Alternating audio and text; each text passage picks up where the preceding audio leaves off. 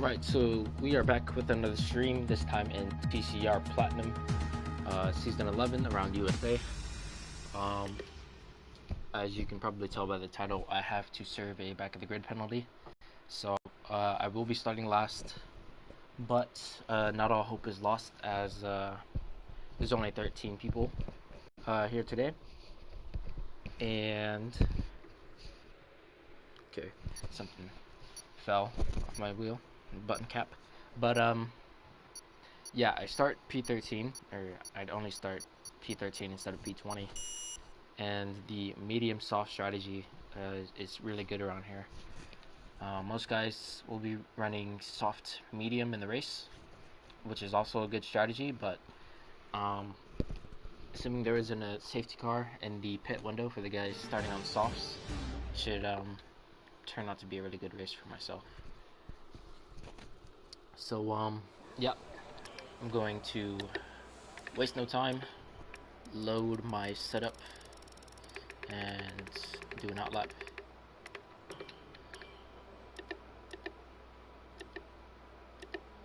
Yep, I'm happy with that. Okay. Checks complete. All personnel be aware, we have a car leaving. But yeah, I'm gonna do my outlap, come into the pits again, and then retire from the session, as I am mandated to do. And then I can just watch it and see how my teammate gets on, and have the others get on as well.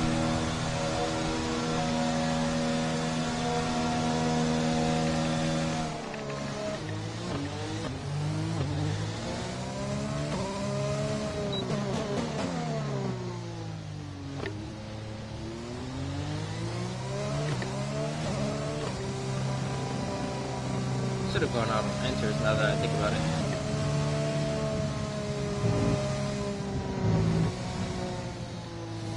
It's fine though. I doubt I'll be using 3 sets of stops in the race.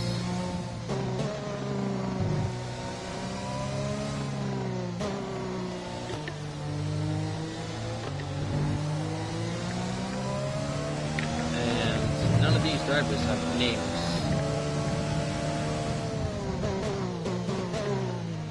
For some reason.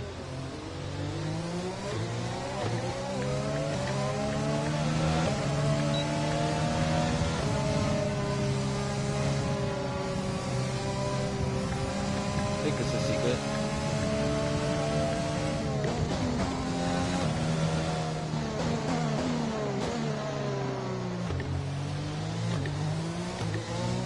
Because I'm pretty sure Jimbo could make it.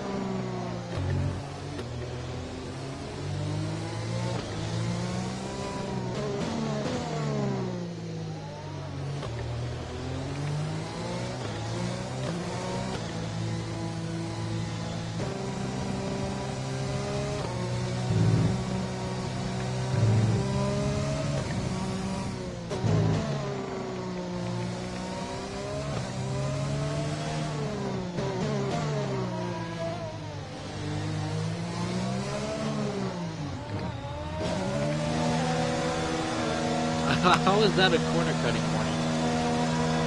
I didn't even cut the track, but okay. It's not like it matters, I'm not gonna set a time.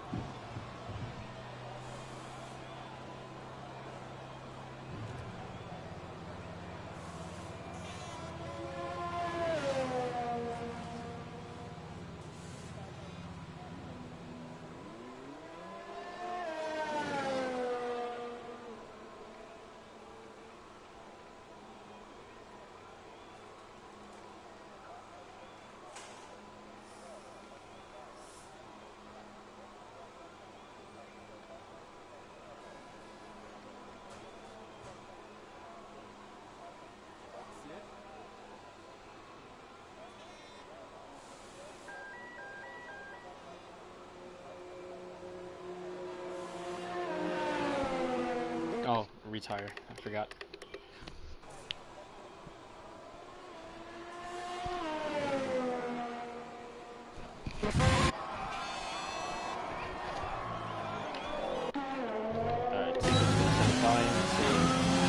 Not bad for Baker. Pole and Boulder class made 129.5. So we're about half a second off that at the moment. It'll take everyone a few goes.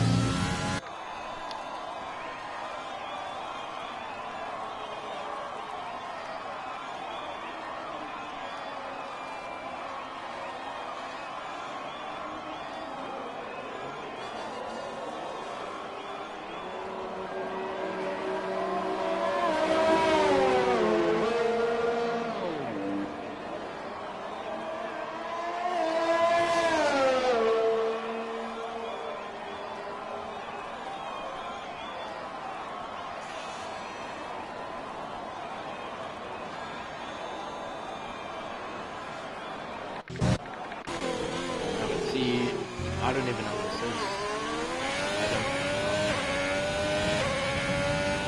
like I could check the driver lineups, but half the guys are missing, so it could be a reserve as well. I'm not sure how many people are reserved. That last one probably valid.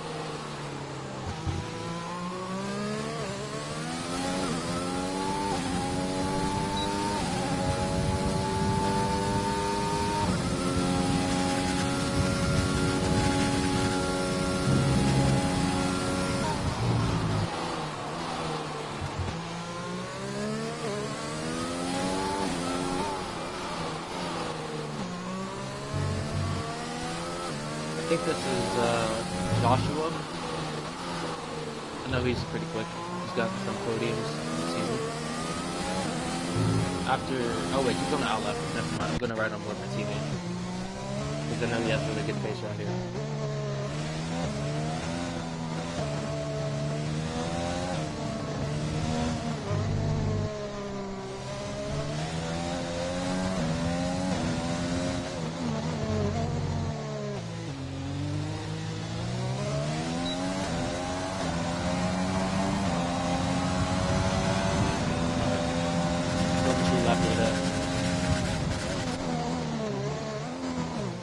Bit deep in turn 1. Looks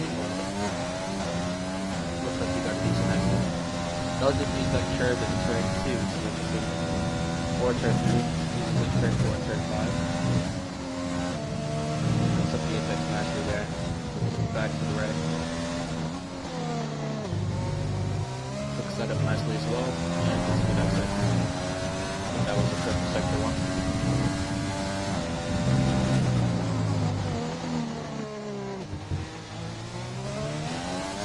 Really good traction out of there.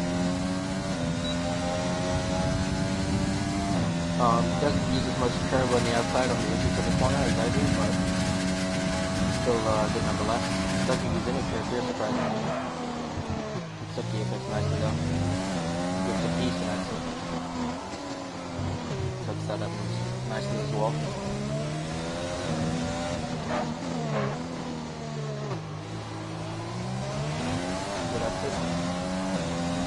Okay, he's put in minimum fuel because looking at his dash now, he has less than a lot of fuel now. Missed the apex by a bit. That lap might be valid. And it's a 1:30.090. This is interesting. qualifying is going to be closer than I thought.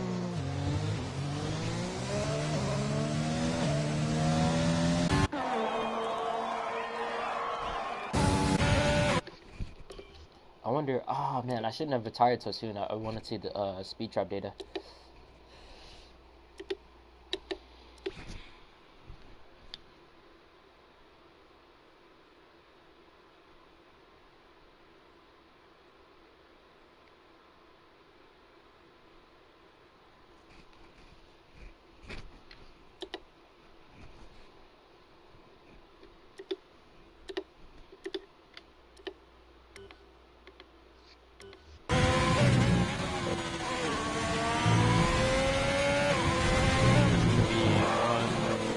Lock up there. I definitely dropping from 5. One thing is 5.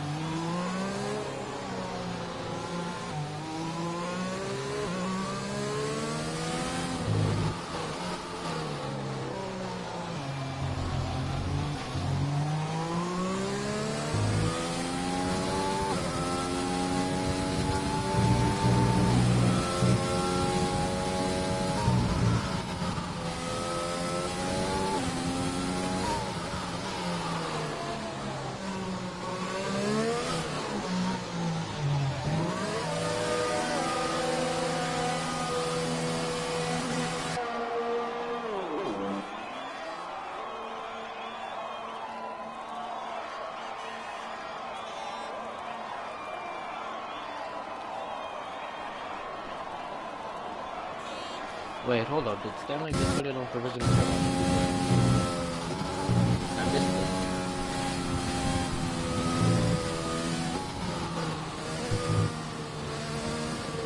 So we could have a 3-way, 4-way fight for the win based on qualifying.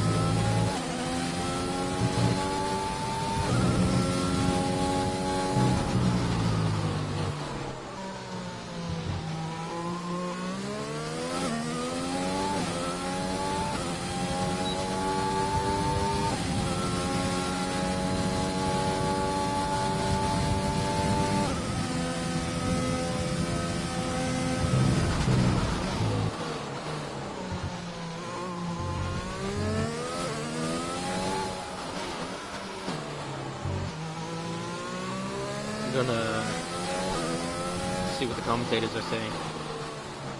I wonder what they're thinking about what's going on in the session with 5 minutes to go.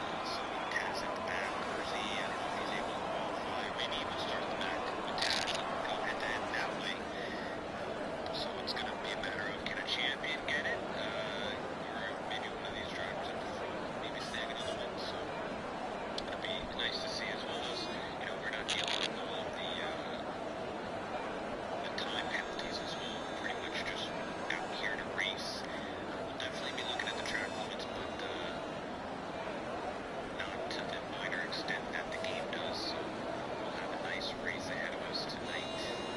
Yeah, you can freewheel it around here and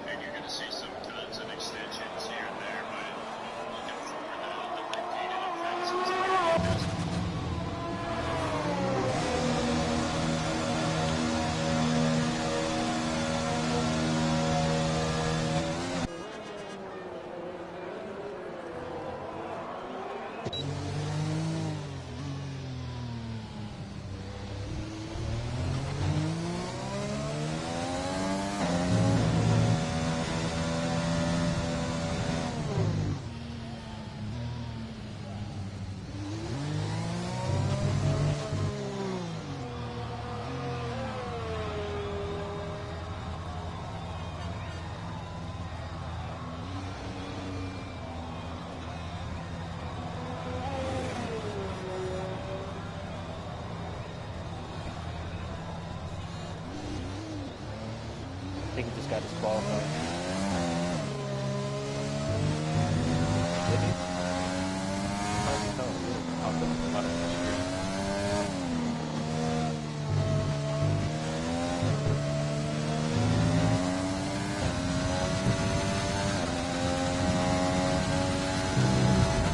Alright, I'm gonna ride on board my teammate again.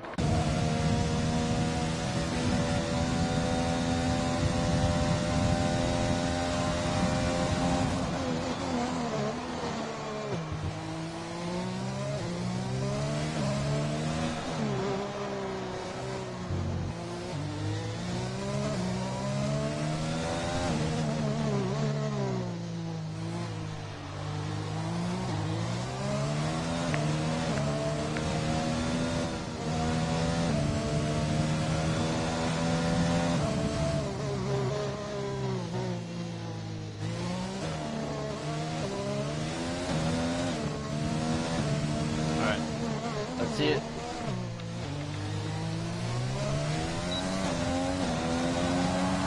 This is going to be his final one for sure, so we have to get it right.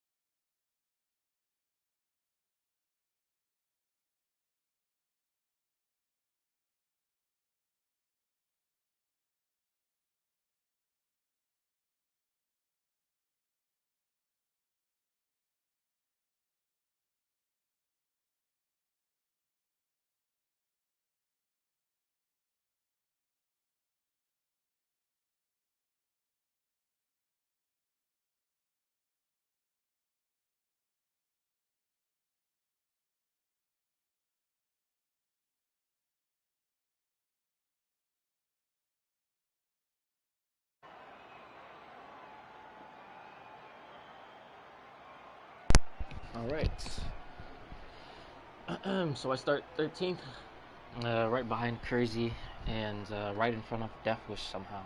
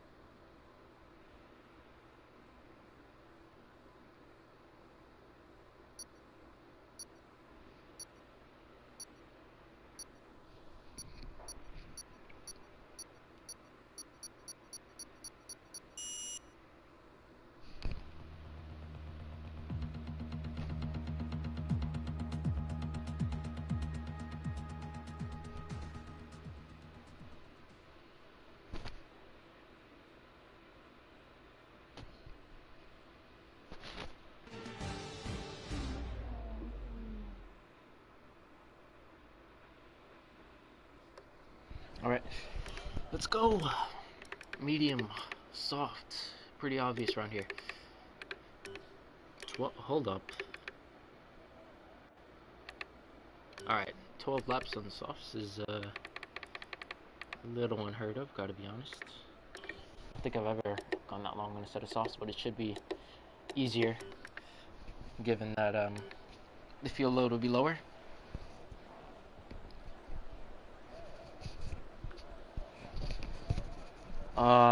Bamboo didn't make it in time.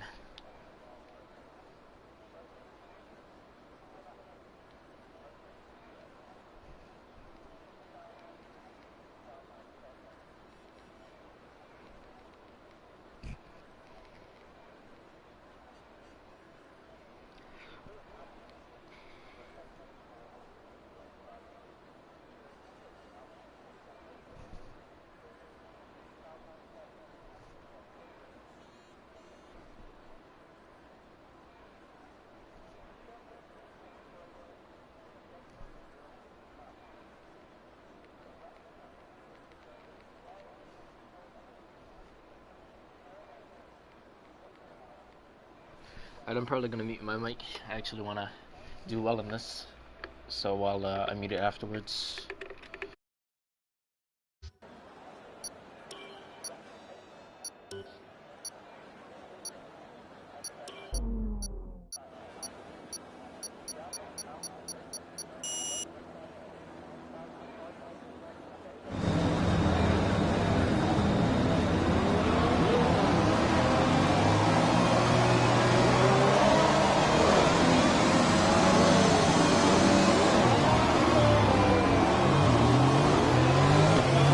Clutch bite is good, gearbox is responding normally. Make sure to warm up the tyres and brakes. Warm the tyres and brakes throughout the lap.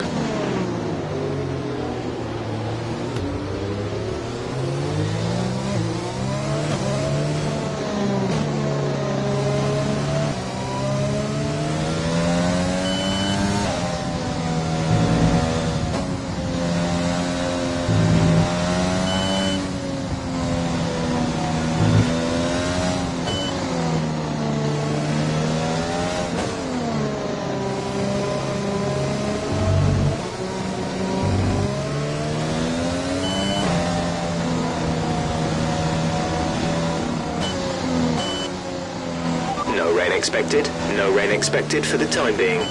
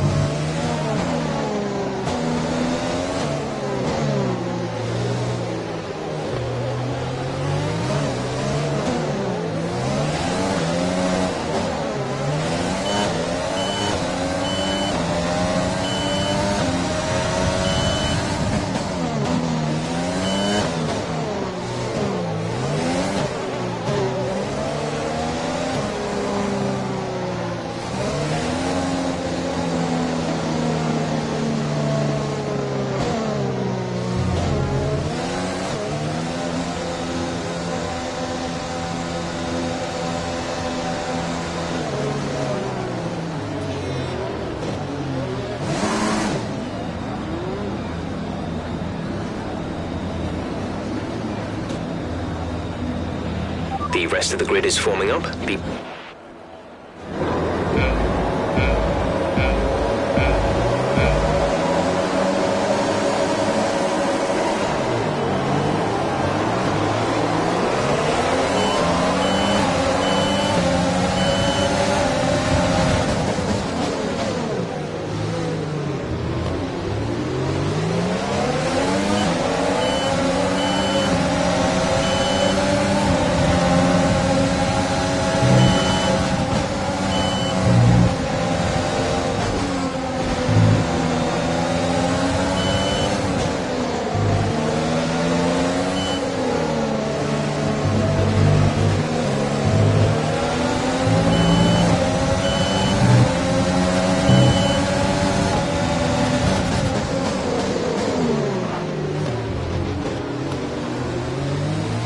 That's a strong start. Well done.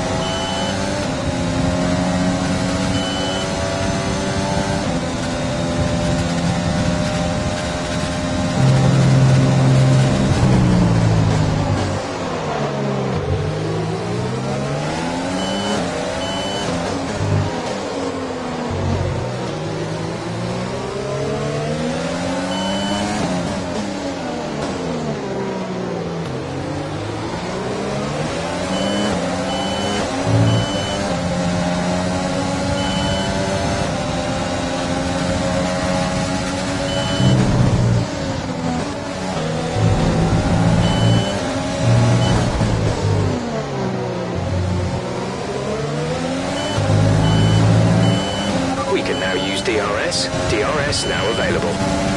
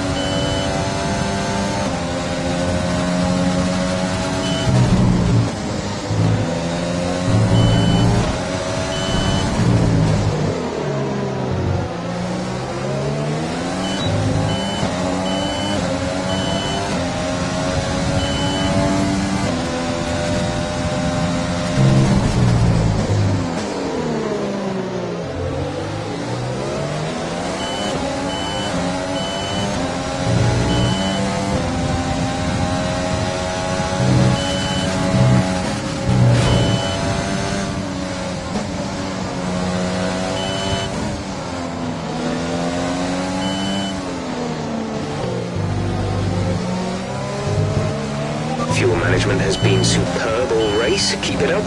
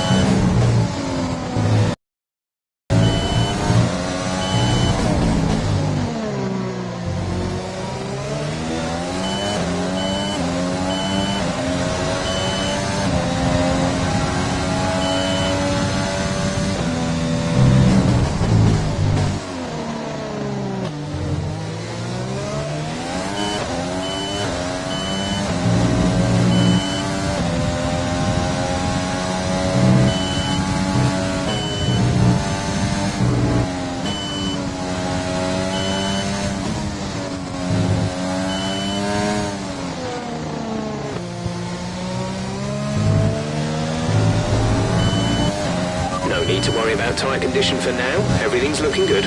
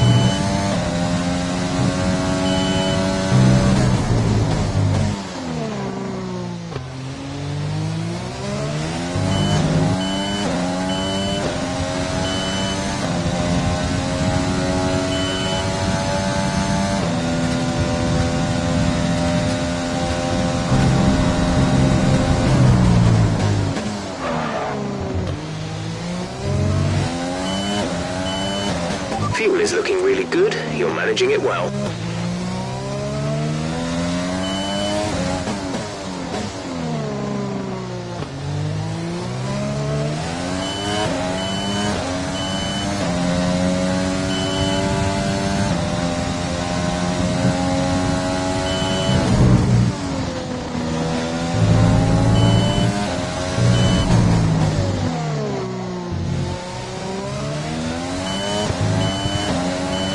We're approaching the pit window. You'll be on the softs.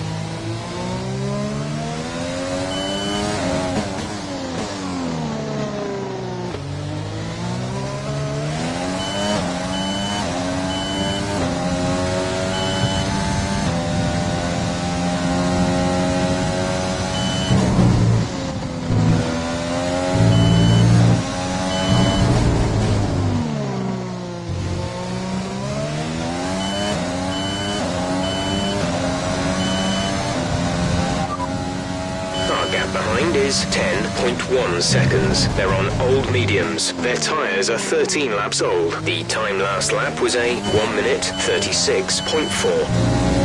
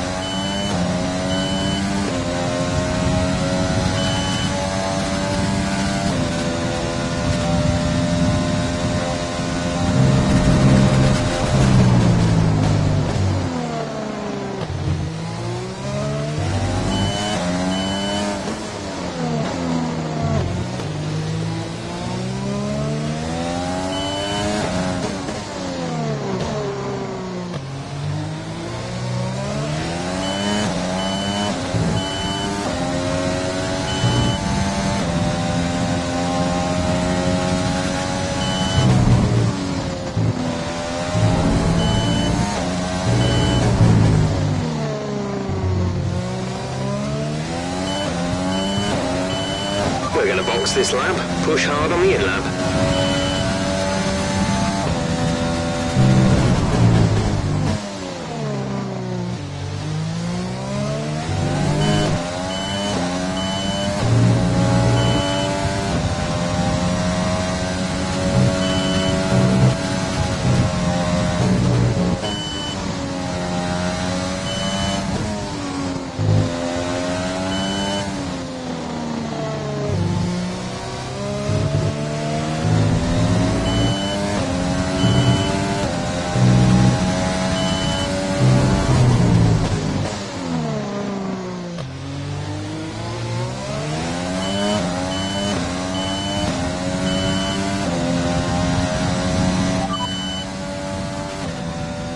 We're leading our teammate by 17.0 seconds. They're on old mediums. They're in third. The time last lap was a 1:35.3.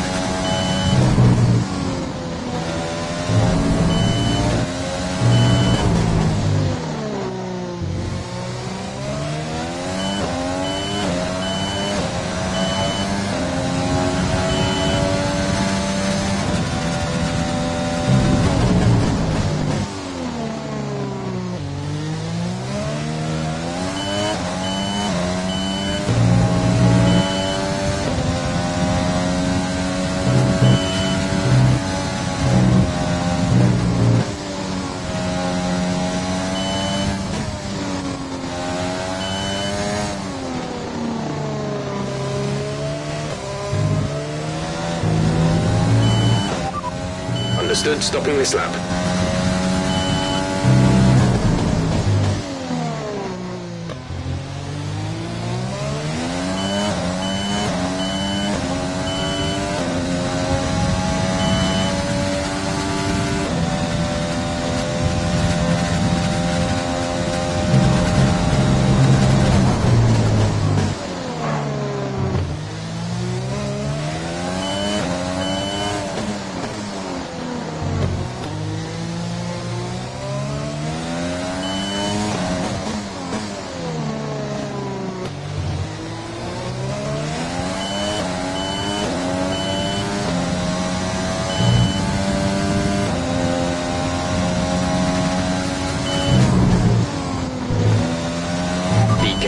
The tyres have deteriorated significantly at this point.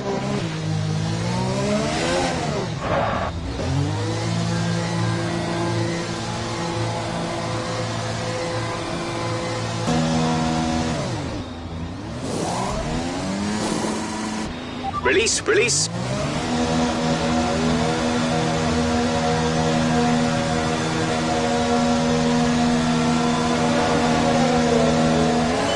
To speed now. Let's get some heat into those tyres.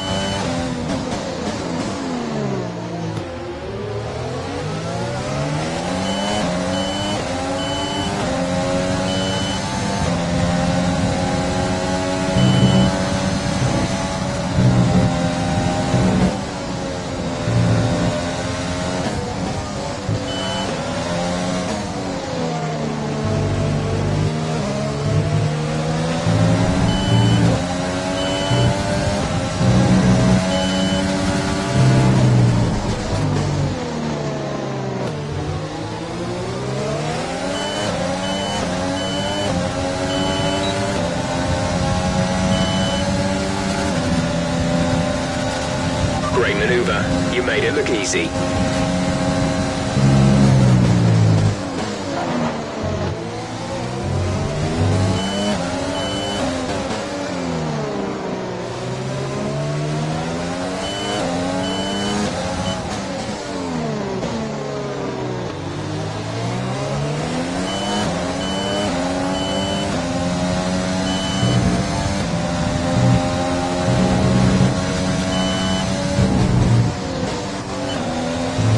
Green flag.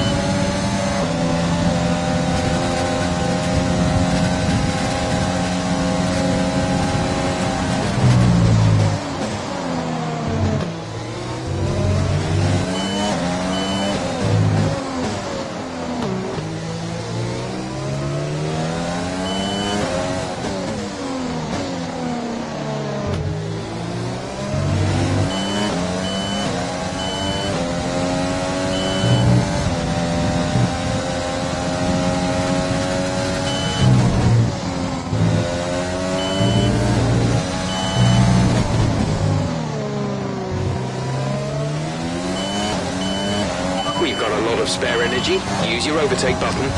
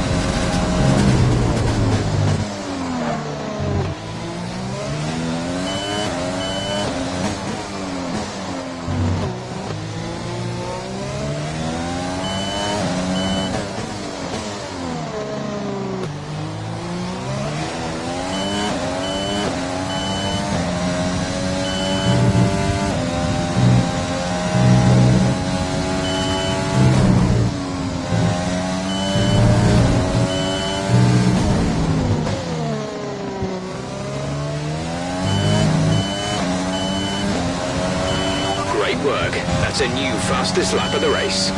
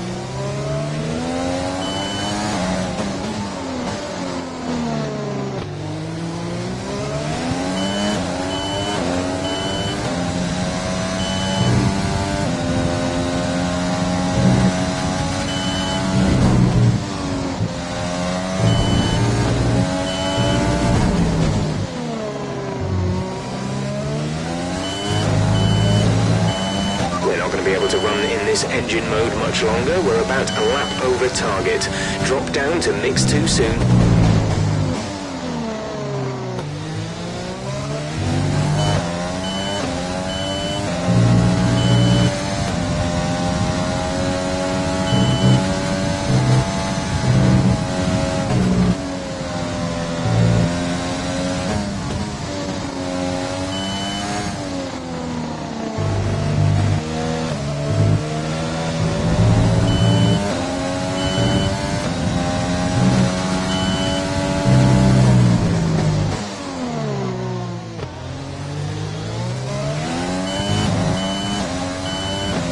We have 5 laps of fuel remaining.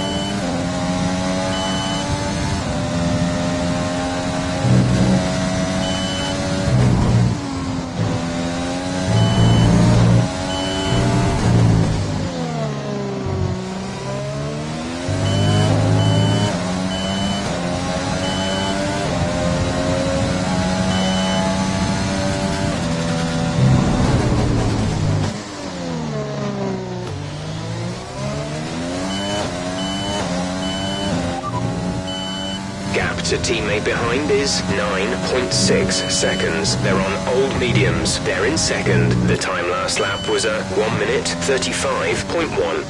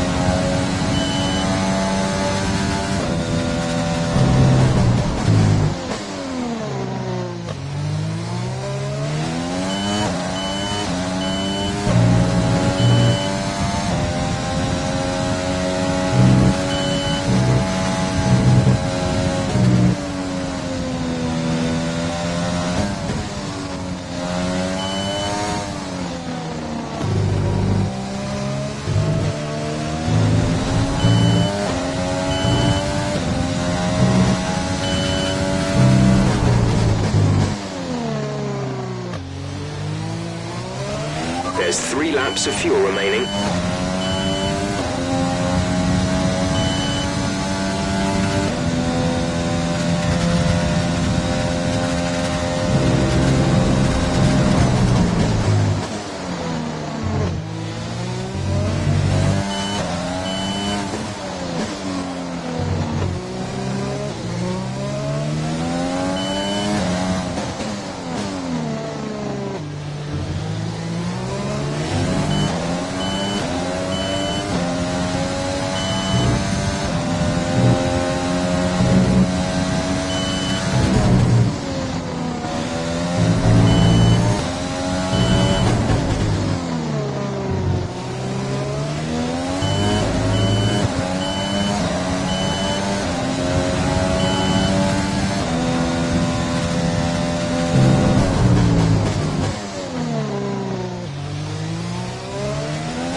No issues with tyre wear for now. Keep taking care of them.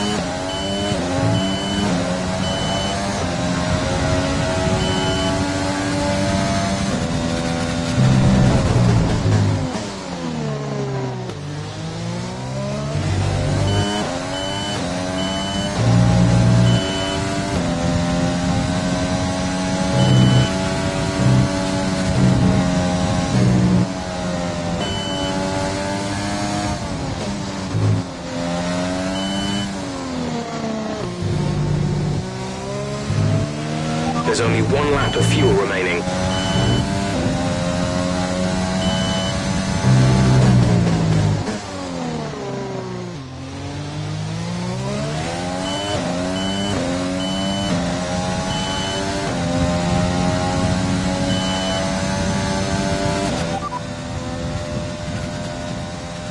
leading our teammate by 15.1 seconds.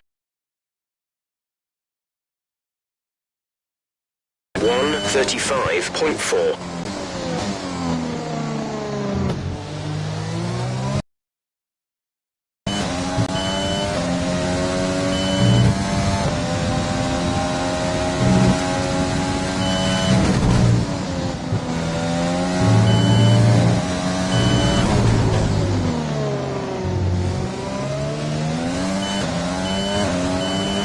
This is your final lap of the race.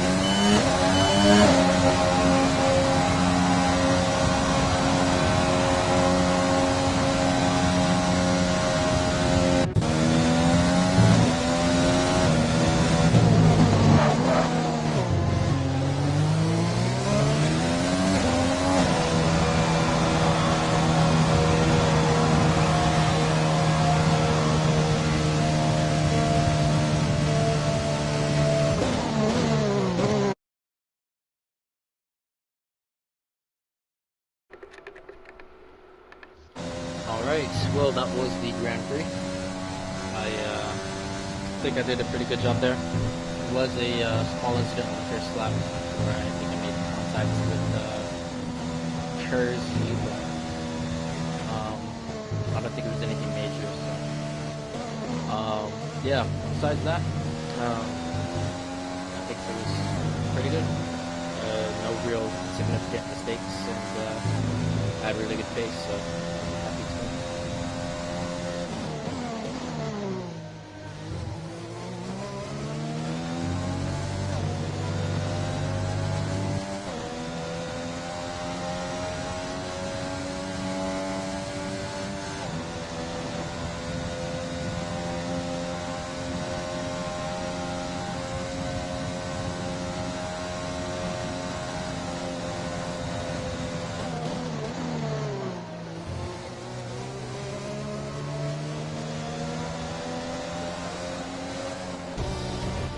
What the hell?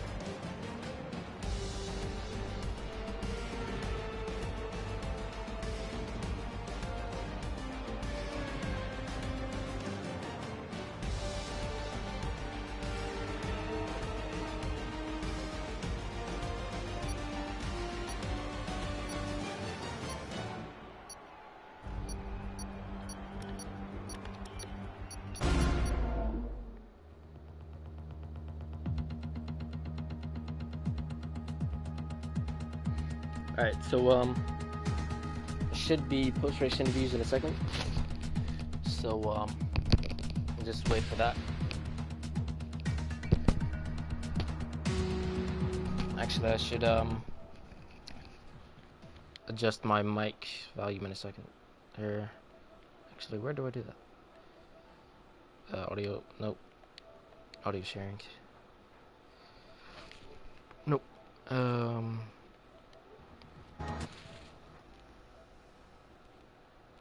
Advanced settings. Audio, no. I don't know where to do it. Hold up. I am clearly a boomer when it comes to this stuff. Sound and screen. Audio output. No. Where the heck do I do it? Sharing and broadcast.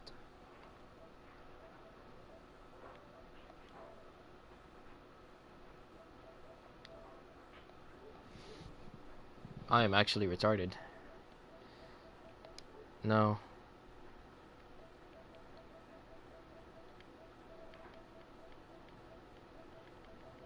Devices, maybe? Audio. There we go. Okay. Wait. How's that? Okay, that should be good.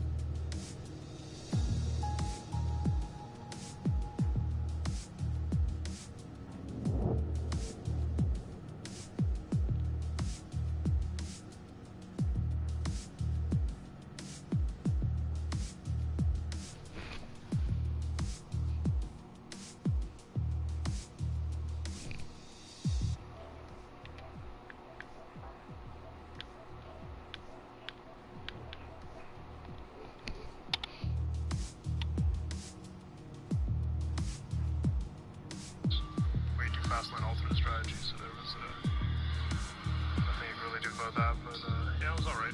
Didn't really have too much pace or consistency enough to catch FYKB there, and the tires started to go off, but it was an okay race other than that. Absolutely. Other than the, I guess, outright speed, you pretty much put everything together tonight. What do we have? One more race for the go-to guy for full-time driving. Is next week going to be your last full-time ride, or will you make that determination down the road? No, I'm pretty certain this is going to be my last full-time season. Everything's just create in terms of routines. I think most change. My prediction, TCR. My prediction on that. I know I didn't pick him for the overall win, but he's got the speed to do it for sure. Looks like that'll come true on the last lap. Professional had a little spin in the S section, hit some spins from a Golden Driver. You see, he's outside the points at the moment.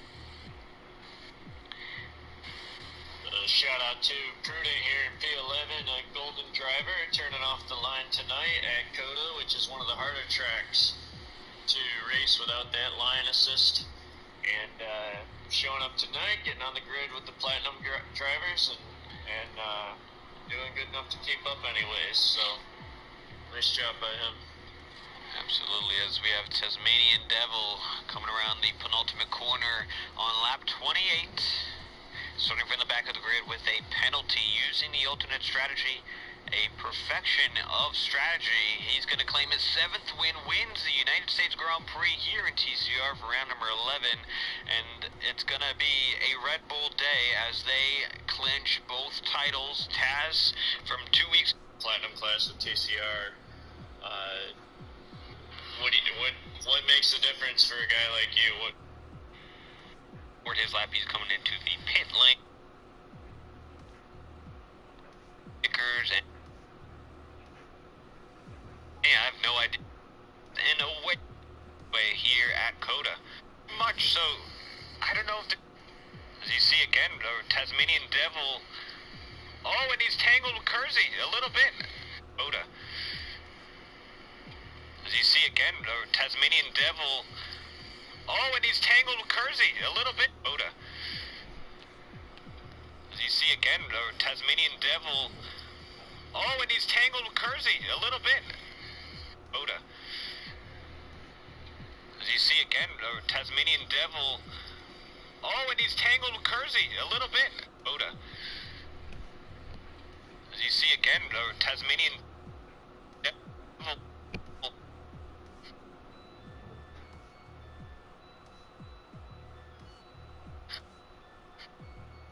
Oh, and he's tangled with Kersey a little bit, but not too much. So I don't know if there's any damage, but Taz went down the inside and clipped Kersey, a little bit of a half spin, and that's gonna hurt his progression. But Taz up to P7. Kersey now up if they the end of the straightaway, still looking to get on the board here in Red Runner. Yeah, GT's got a quadruple his season total here if he can hold this, but good to see him back in the top of the board. It's right where he belongs. The veteran of TCR here, GTR. Absolutely, as Taz goes for a move on GT, so he's up to P6.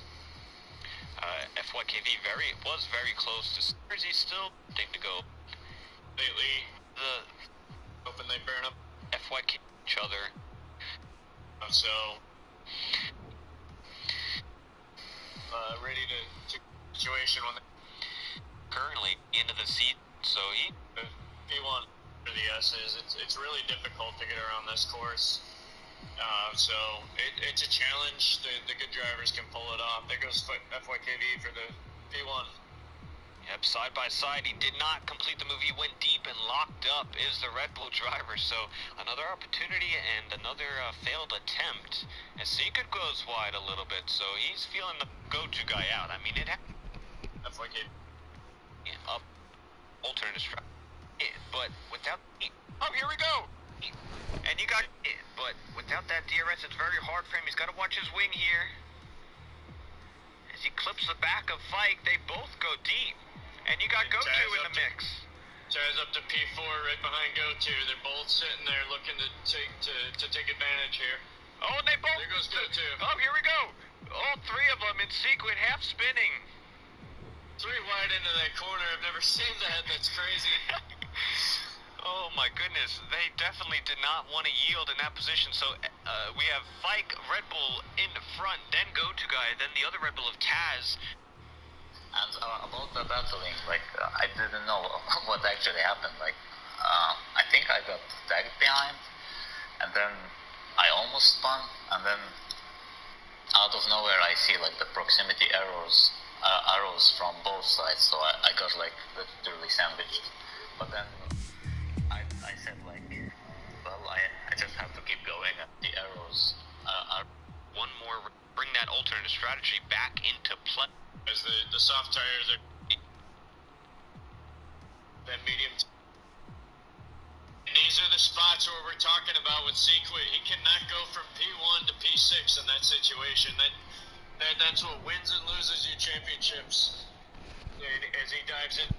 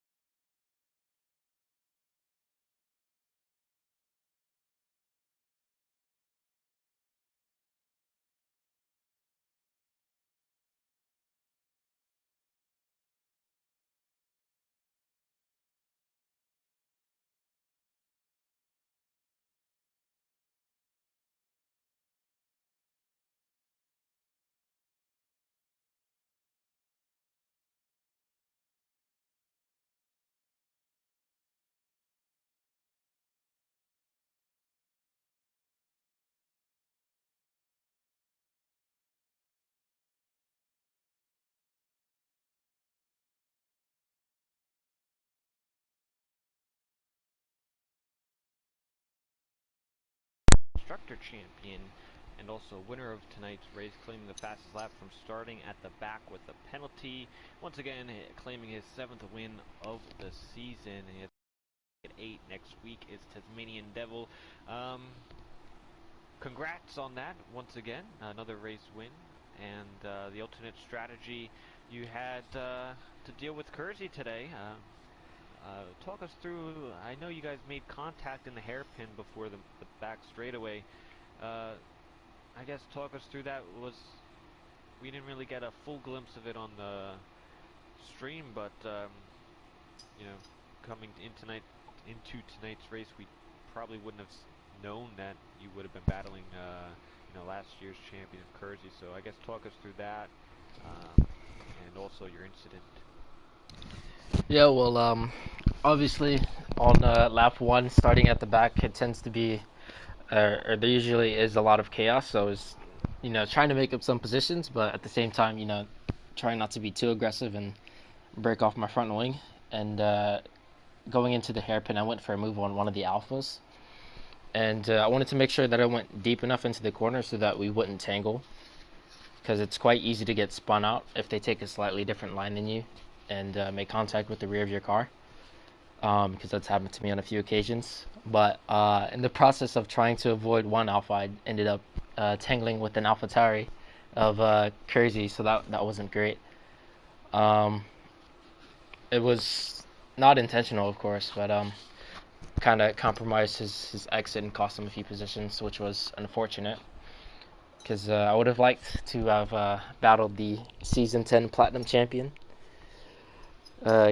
show him what I'm made of after he kind of just rocked up and slapped everybody in the TCR Grand Prix.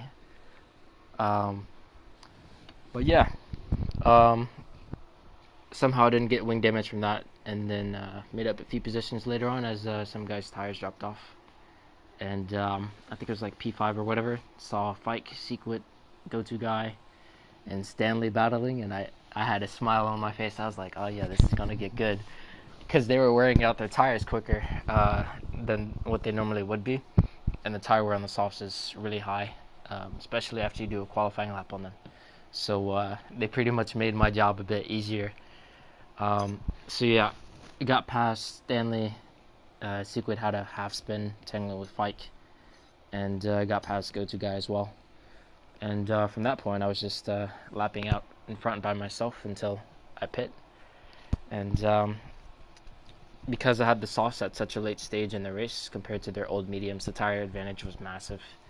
Like when I was going to overtake Fike, I was just like lifting and coasting through the majority of Sector 1 and was able to keep up. So yeah, I mean, it felt like I was going at like F2 speeds or something like that behind him, but no, it's just the fact that the tires are just so much better at that stage of the race. So once I got past him, I went for fastest lap and got it finally, and just cruised to the end. For next week, it's probably going to be your last race, if that's correct, at least full-time wise for the moment. Any extra practice going into maybe claim the 8th win of the season, going out strong next week? Mexico, how are you feeling for next week? Depending on the attendance, I may or may not start from the back of the grid again. Mexico is a pretty good track for me, and the alternate strategy around there is also pretty good. So we'll see about that. But I mean, I don't know. We'll see. I'll do my best to get the best result I can, but no, I'm just gonna enjoy it rather than sweat super hard and take it super seriously. So yeah. Hang on here, man. Let me step in. No Platinum champions ever won 8 races in a season, and this is one of the shorter seasons we've had in Platinum class. So you're telling me you're not going to go for number 8 next week?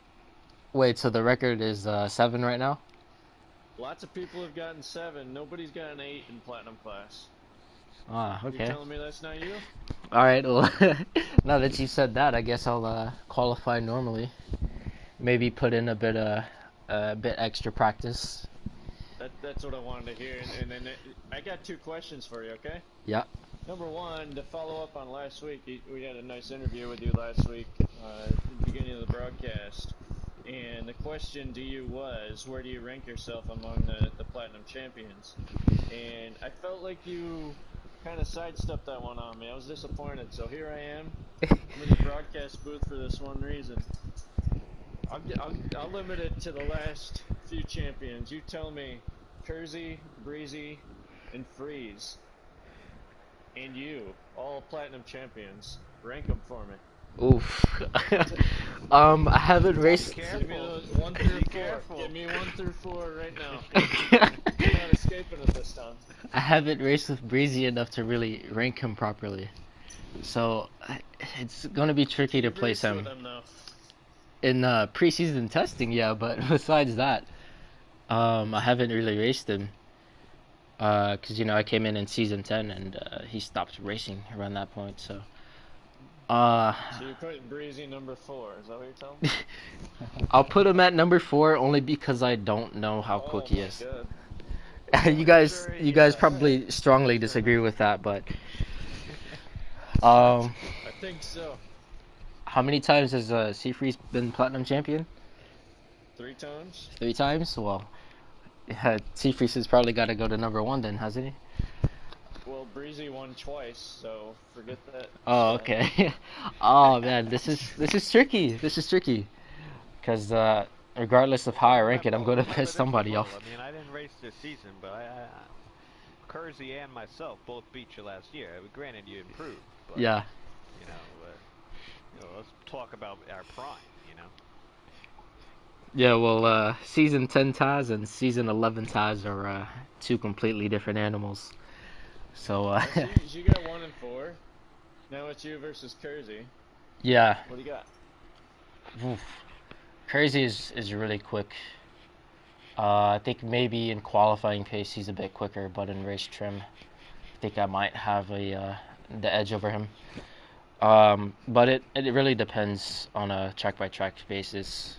Around here, I was a bit quicker than him today, but he plays PC a lot, so I don't know. It's hard to say how quick he would have been had he prepared properly. No more. You got 1 and 4. Who's 2 and 3? All right. Putting you on the spot. You win all these races this year. We have to get at least one answer out of you. All right. I think I'm a bit more consistent than Kersey, so I'll put myself second and Kersey third. I reckon quite a few people disagree with that, but like I said last week, it's impossible to tell unless we're all racing against each other in the same season. I mean, you thought that was hard. As soon as we sign off here, I'm gonna message Breezy and tell him he's the 4th best platinum driver ever. Yeah, well, you know That's what? I'm I mean, doing. we're talking about previous champions. I mean, Goto's still in the party. We're just gonna disregard Goto. I mean, you didn't even give me the option to rank him. Consider Goto on the list. He's in the party. I went with recent champions, and Goto can speak for himself there, but I mean, I have no problem with throwing Goto up there too. But why not put it to Seafreeze and Goto guy then? Like he's chopped liver. Damn. I wonder what Sort some stuff out on the order because there's a bunch of stuff wrong besides the top. I like the number 1. What would you rank it then? Since you have a lot more experience than I do. You want my order? Oh, go ahead, Jones. We have some time on the stream. Let's do it. Go ahead, Jones. I've got an order here. Kersey's number 4 out of that group, and I might even put Goto guy above Kersey. All right, and that's on just pure. If I need to get through an entire season and I need to win a championship, I'll put Goto guy above Kersey. So put those guys 4 and 5. The top 2 for me are Breezy and Freeze, and which way you go, 1 and 2, is really difficult. I think Breezy in his prime was unbeatable, but Freeze has done it more often. So I'll I'll give Friesen edge there, but that's a really tough 1 and 2, and I'll put you third, Taz, just based on your pure pace. You're one of the quicker drivers I've seen consistently, just quick at every track. So that's my order. I'll give you 1 through 5. I'll take third. And I guess you won't mind since you asked. I guess I would. I mean, it is hard to say. I would probably put me. I think Breezy's been impressive since he came into TCR back in season 7. He won in his first race. His first season. Me and some of us had the line on, some of us didn't. At some point, we were kind of on opposite seasons, so to speak. But back in season 9, when me and Breezy went side by side, pretty much the entire season length, I mean, we both put up record seasons, and he just edged me out. I think Breezy's been pretty quick as of late. So I do think in his prime he was pretty much unbeatable, but then you come to the new game and some of that kind of went away, so he kind of trailed off. But I mean, I would probably give him, I maybe put him number 1 as far as in back in season 9, like season on the 2019 game, or especially season since he's came in, he's been pretty strong. He's been a contender. So he's a very strong driver in that. I guess I'd put me right with them. I do think Kersey has increased a lot, so I'd put him third, because I do think he has a lot of speed, especially on this game, improved a lot. For P4, I'd probably put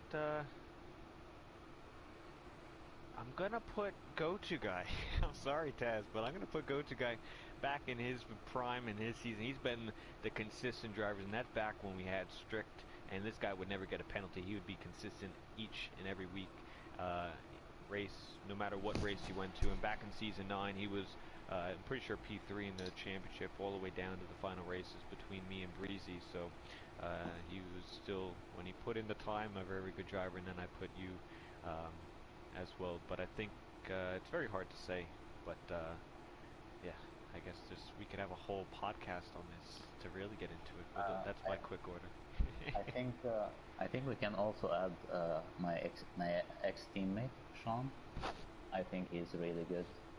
And a shame he left in the middle of season 10, but I think he would have sealed the championship in season 10 if he continued. And yeah, he's also very fast and consistent, I would say. So I think we should add him in the top 5, in my opinion. I mean, Sean's got a GP win. Go-To Guy's got 2 GP wins, and Taz threw the GP win away. So if you're talking about GP wins as well, so I mean, there's a lot of things to consider. I mean, how many things we're talking here? There's a lot of good races, a lot of things you can really look after. And yeah, I think it's a good topic of conversation to really look at, because we've seen all these drivers as of late. I mean, we saw all these drivers race last season on the grid. At some point, we all were on the grid. So if you want to look at results, you could just kind of see it then. So there's a lot of things you can look at. That's another notch for Kersey. I think Kersey won in 11 seasons of TCR Platinum class. Kersey won with the strongest field, so props to him on that. Taz, I had one more question for you. This is I asked Go-To Guy this question earlier, and I love asking champions this question. All right. But you, last season, season 10, you were one of the quickest drivers on the grid, but you were not championship material yet. What'd you do this season to change? What turned you into a champion this season? What do you have to do every week? What's your preparation race to race to find that consistency and be a champion? Because it's not good enough to just be quick. Yeah, well, one massive part of being quick in this game is setups. I think even more so than F1 2019. Like, you can find massive amounts of time just from tweaking like minor things with the setup. So in season 10, I really had no idea what I was doing, so I was just copying sequence setups. But he uses a controller, I use a wheel, so it never quite worked out for me because they were a little too understeery for my liking. But towards the end of the season and before season 11, I put a lot of time into really understanding the setups, which I'm still trying to wrap my head around a bit, but I've gotten a much better understanding of that. And then another thing is qualifying. In season 10, I was pretty inconsistent. In qualifying, sometimes I'd be P2, like I was second at Mexico, and Abu Dhabi towards the end of the season. But at Bahrain, on my debut, I was P7, or I think it was P7 or P8. And of course, when you start in the midfield, it's a lot harder because everyone's trying to make up positions and everyone's fighting tooth and nail. Whereas when you're at the front, you can be a bit more conservative and play the long game. So yeah, putting the car further up the grid definitely helps. And I got involved in less incidents this season. If you take the TCR Grand Prix out of the equation, I only got, I think, one penalty point for impeding Warrior in qualifying in Bahrain. So So what is it? What is it in qualifying? I'm a driver that has trouble with that myself, and I know the season that I won my championship in Golden Class, I qualified much. That's the best I ever qualified. I was further up the grid, and like you said, that makes things much easier. What did you do to improve your qualifying? Is it just putting in more laps? Is it getting that setup dialed in? What is it that allows you to move up the grid? it's a combination of a lot of things. I would say the main two is the main two are one is setup. Um, a lot of the setups I use are just like ripped straight from friends in time trial, and of course, everyone has a slightly different way of driving, so you can't just copy and paste and be as quick as what you would be with a setup that you design for yourself. And then two is just the execution of qualifying. So in season 10, I just try and go as fast as possible everywhere.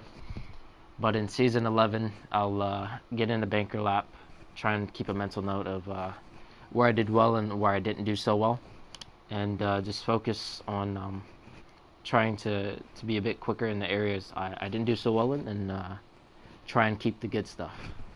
So I think a great example is at Monaco. I think I improved by half a second or more from my first Q3 run to my second Q3 run, and that allowed me to get pole by nearly 6/10. So yeah, I'd say execution is the most important thing, because a lot of people tend to make like minor mistakes in their qualifying laps, and that adds up, and it has a massive impact on your result in the race, because if you start further back, then you have to do more work to get in the position that you would already be in had you done the job in qualifying. So yeah. Well, congrats, man. It's no joke winning a championship in Platinum Class in TCR, and no one will ever be able to take that away. So, great season. We got one more here. Like I said, you could go for the most wins in a Platinum Class championship season. Good luck on pulling that off, but just good season and nice job. Happy to have one more brand new Platinum champion. Yeah, thank you. Alright, so here we are at the end. A very lengthy, very fun interview, I would say. Yeah, I'll just say for everyone watching, thank you all for watching. We have one more race for next week at finale race at Mexico, so make sure you all tune in for there. We check out all the links in the description down below for more information, and if anyone wants to join for season 12 on the new game. Other than that, thank you for the podium drivers for coming in here, having a nice interview. Thanks for Jones, having a nice, fun commentary. It was fun. Maybe we'll do it again, or maybe not. Maybe you scared me off it. But Yeah, I'm one and nonetheless, done, man. I've had one and enough done. of you already. Good, cause if you did, then I definitely did. But yeah, we have one more race next week. Other than that, thank you all for watching, and until then, good night, everybody.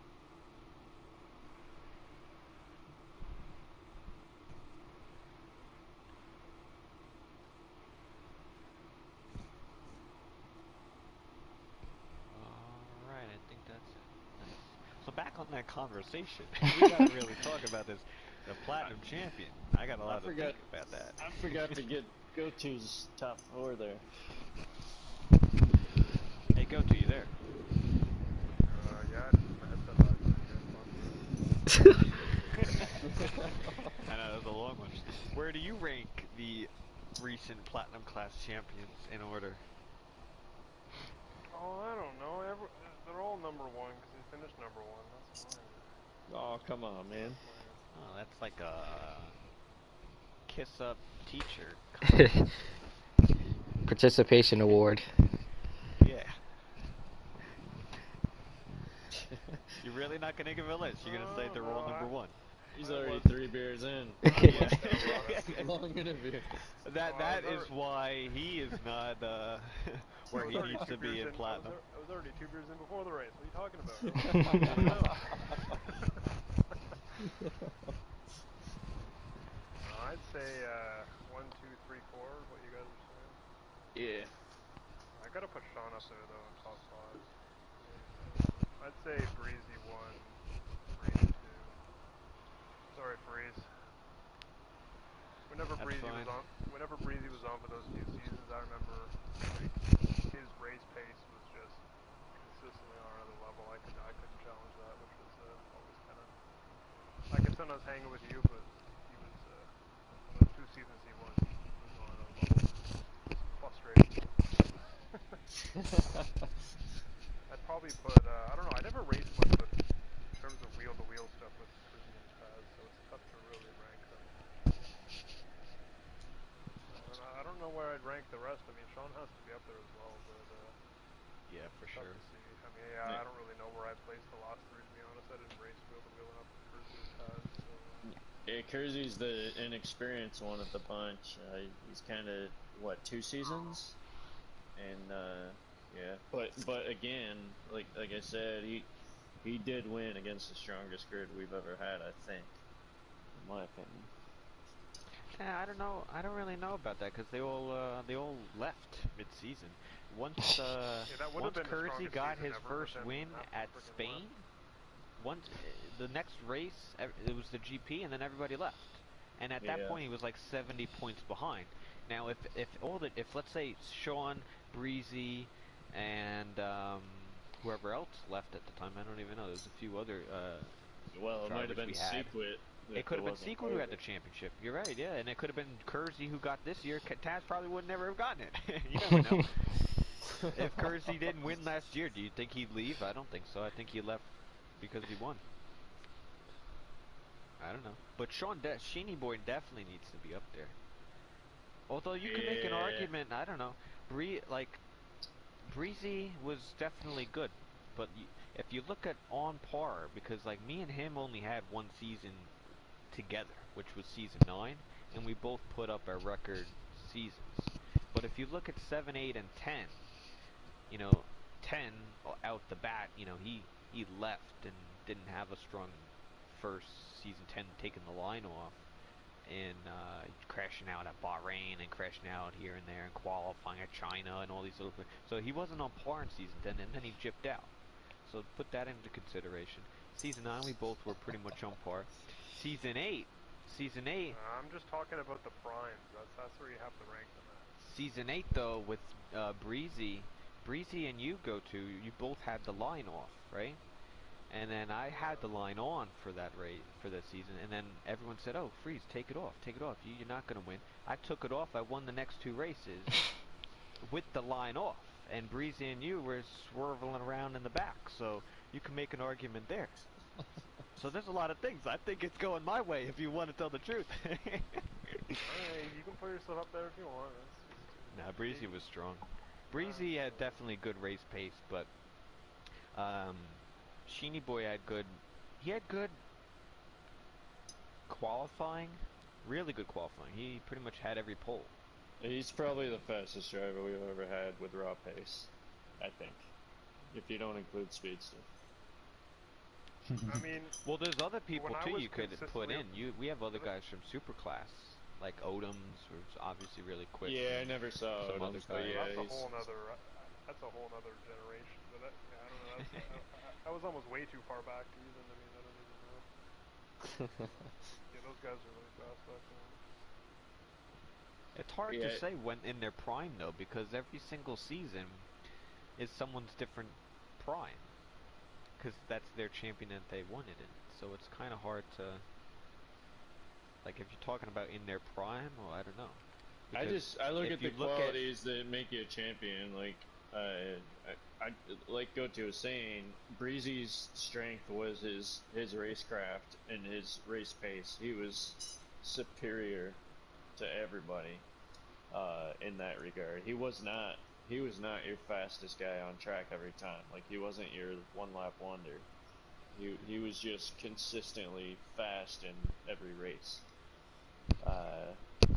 And then I don't know, like, Sean's the opposite. Sean was super fast every qualifying, and he's just the fastest guy on track, and fast enough to compensate for his racecraft. But I think he you had have good to look race pace too when he, right, Go-To? I mean, we really couldn't beat him out when he won his season 5. Yeah. He had really good race pace. He would get pole, and if he could finish the race, he'd win it usually.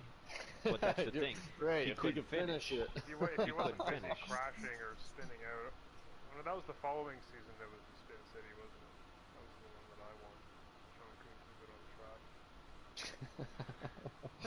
Although you could, man, there's a lot of things you could argue. There's a lot of points you can make because Go-To, you reversing Xander the whole season.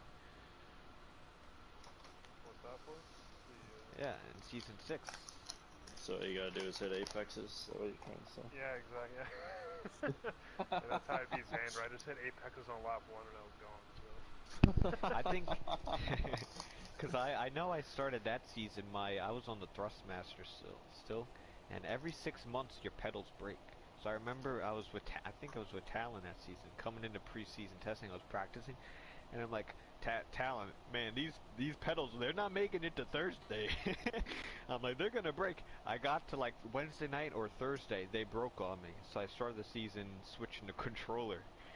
I'm like, Talon, they're not making it this week. They're gonna break. So I don't know. It's interesting though. How many people are there? 7 or 6 that in the champions now? Yeah, 1, 2, 3, 4, 5, 6. Top 6. Should be. I mean, I'm obviously know all the history on, because since I've been here a lot earlier. I mean, you could even, if you knew more about like Destiny, he's very similar to you, Taz, I think, because he won his first race of a finale, and then the next season he had consecutive wins, and he set the record back then, which was I think like 4 or 5 in a row, and then pretty much dominant throughout the whole season back then. And obviously Go-To wasn't in this season, Sheeny Boy wasn't, and then Destiny jumped out of it then. So there's a lot of things you can move around. He won back then, so then he went to Superclass instead of being with us on Thursday. So what's Superclass? Superclass was yeah, it was a new different generation. We only had one like class from 1 through 4, season 1 through 4, and in season 5 we implemented a different class. So we always raced on Saturday, and then we took what we had on Saturday, moved it to Thursday, and then kind of kept the super class, a new class on Saturday, which was kind of more of like a, back then we were more like European based. We had a lot of drivers from all over the place. It was pretty much just find the quickest drivers. It didn't really matter the assists, although most of them use pretty much almost none or close to it as possible. Yeah. And then after that season, we decided to switch it again, and that's when season 6 we started Golden. What game was that? What, Superclass? Yeah. 2017? Jones, what was that? When was that? Might have been, no, that was 16. That had to be 16. No. That's when I joined. Oh, Had to okay. be 17? 17? So it would have been your first, yeah, brand new game on 17. I think it was the second season. It was the second half of 17, I think. Yeah, because season 6 was 18. Yeah. Mm. No, we did season 3, 4, and 5 on 17, actually. Because back then we had short seasons, like, actually, no, we didn't. We had, I don't even remember. Superclass was like 15 races.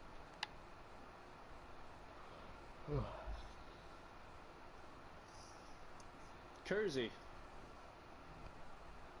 You there, bud? I want to hear Kersey's top 4 or 5. Oh, yeah? Nice. Well, now I have to redo my list with Sheeny Boy. My list isn't complete. Yeah, it wasn't fair to him. Yeah. Well, you either go 2. The poor I'll guy. go to number 4. Which No, might but be, I mean... I only won because Sean couldn't keep it on the track in season 6. But there's something to be said for the 2 GP wins and just being up there every season. I mean, I think there's something there. Well, you could also look at the entirety of the stats too. Like if you look at Breezy, Go To, Sean, and myself, we're like top 4 in every stat category possible.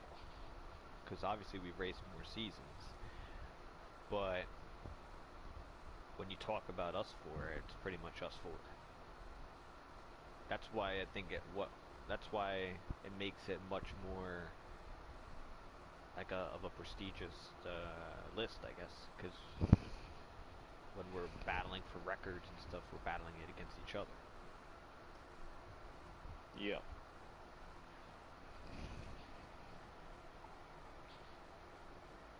Kersey's got no mic. He's raced everybody.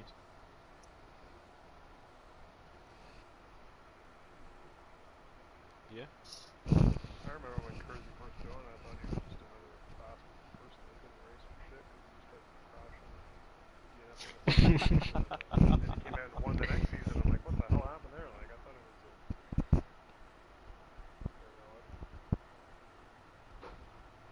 I really do think if Breezy and Sheeny Boy, like Sean could be the season 10 champion. At the beginning of the season, I honestly thought Sean was going to win the championship. He was really strong in the first few races. It could have been Sean or He was Secret. way Like we ahead, could be wasn't he? we could be sitting here today Was saying it- where is Secret classed on that list? Was it season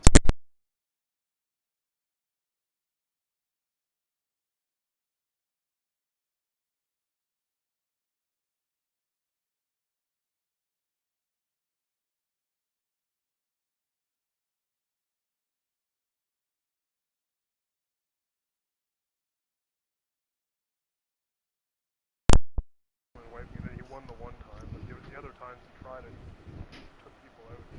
He I don't know DQ'd if one there year was, too. it was Talon season won. 9 or season 10, DQ'd. but he Oh, ran yeah, I remember down. He DQ'd. He didn't use the appropriate tire. He thought Yeah. it rained or something, so he could do like the same tire, but it wasn't raining or something, so Oh, he yeah, got yeah. DQ'd. It was a wet track, but we were still on dry tires, so he just used 2 of the same tires. He didn't put on 2 different compounds. He got DQ'd on the last lap. I forgot about that. That was so funny. Freeze, it was you he ran down.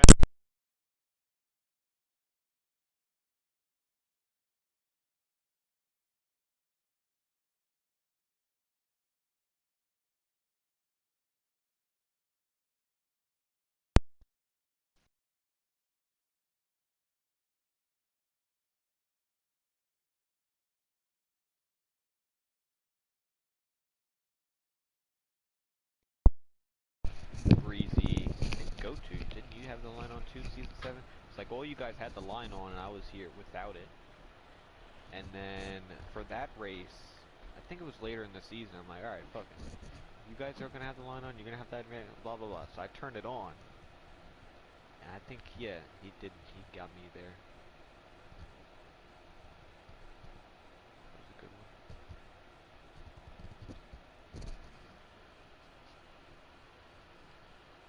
He also missed a lot of races. I mean, he could have. I mean, if he attended every race in 6, he could be the champion. Not you go to. Hell, he could do the same thing in 7. He probably could have beat. He could have probably won 5, 6, and 7 if he showed up every week. Yeah, well, I don't give him points for potential. I don't give anybody points for potential. I had a big enough points lead over Sean in season 6. That was just because he couldn't figure out how to not spin out on it. Yeah. It's very funny. You go into qualifying, you qualify like half a second up, and then like 5 laps in every time, I just see him spinning off like off track. I'm like, oh, maybe not. Take the lead. Happened a handful of times. And then going into season 7, you had, I think, 4 different winners to start off. 4 or 5. It was Breezy, Sean, Talon. I think Goto. I think you won one as well. All 4 of you guys won. And I think it was Talon leading the championship after the 4th or 5th round. And then he just didn't know how to finish a race. He just kept DNF and DNF. I'm like, what the fuck? What are you doing? I don't know. It's cool to look back at all that. It's interesting. And then we'll be looking back, you know, in a few months. We'll be looking back to like season 10, and then even this year, and you'll be like, well, how does it rank again? With Taz, I mean, you could also argue that he's the lowest on the list because he won when none of them were on the grid. But if you're looking at their prime, you could say he's the best. But then again, what is the grid level? Yeah, What's their percent on the game? You can't use me as a benchmark anymore, too. So. Yeah, because you're past your prime. We know that. Well, I hate the fact but 2 seasons ago, you were fighting in season 9. Like I'm saying, you know, you were two seasons ago. You were fighting with Dougie, me, yourself, and Breezy. Yeah, we didn't have Kersey on the grid this season, which sucks because that would have been a really great matchup with Taz. And then if Assassin commits to fewer leagues next season and he puts in the work to learn no line on every track, I think we're going to see him on another level, and then we'll be wondering if Taz was still on the grid, what that matchup would look like. So it's kind of a weird place to be right now. But you could also, let's say Kersey raced this year, right?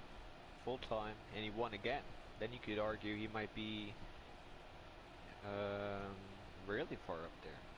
Because he won when everyone else was on the grid, and then he won back-to-back, which no one's done. That's right. No one's done a back-to-back besides Bambuki and Silver. That's true. He shouldn't even be in Silver. So, you know, where do you rank him? Can he come to Platinum and make some noise? You don't know.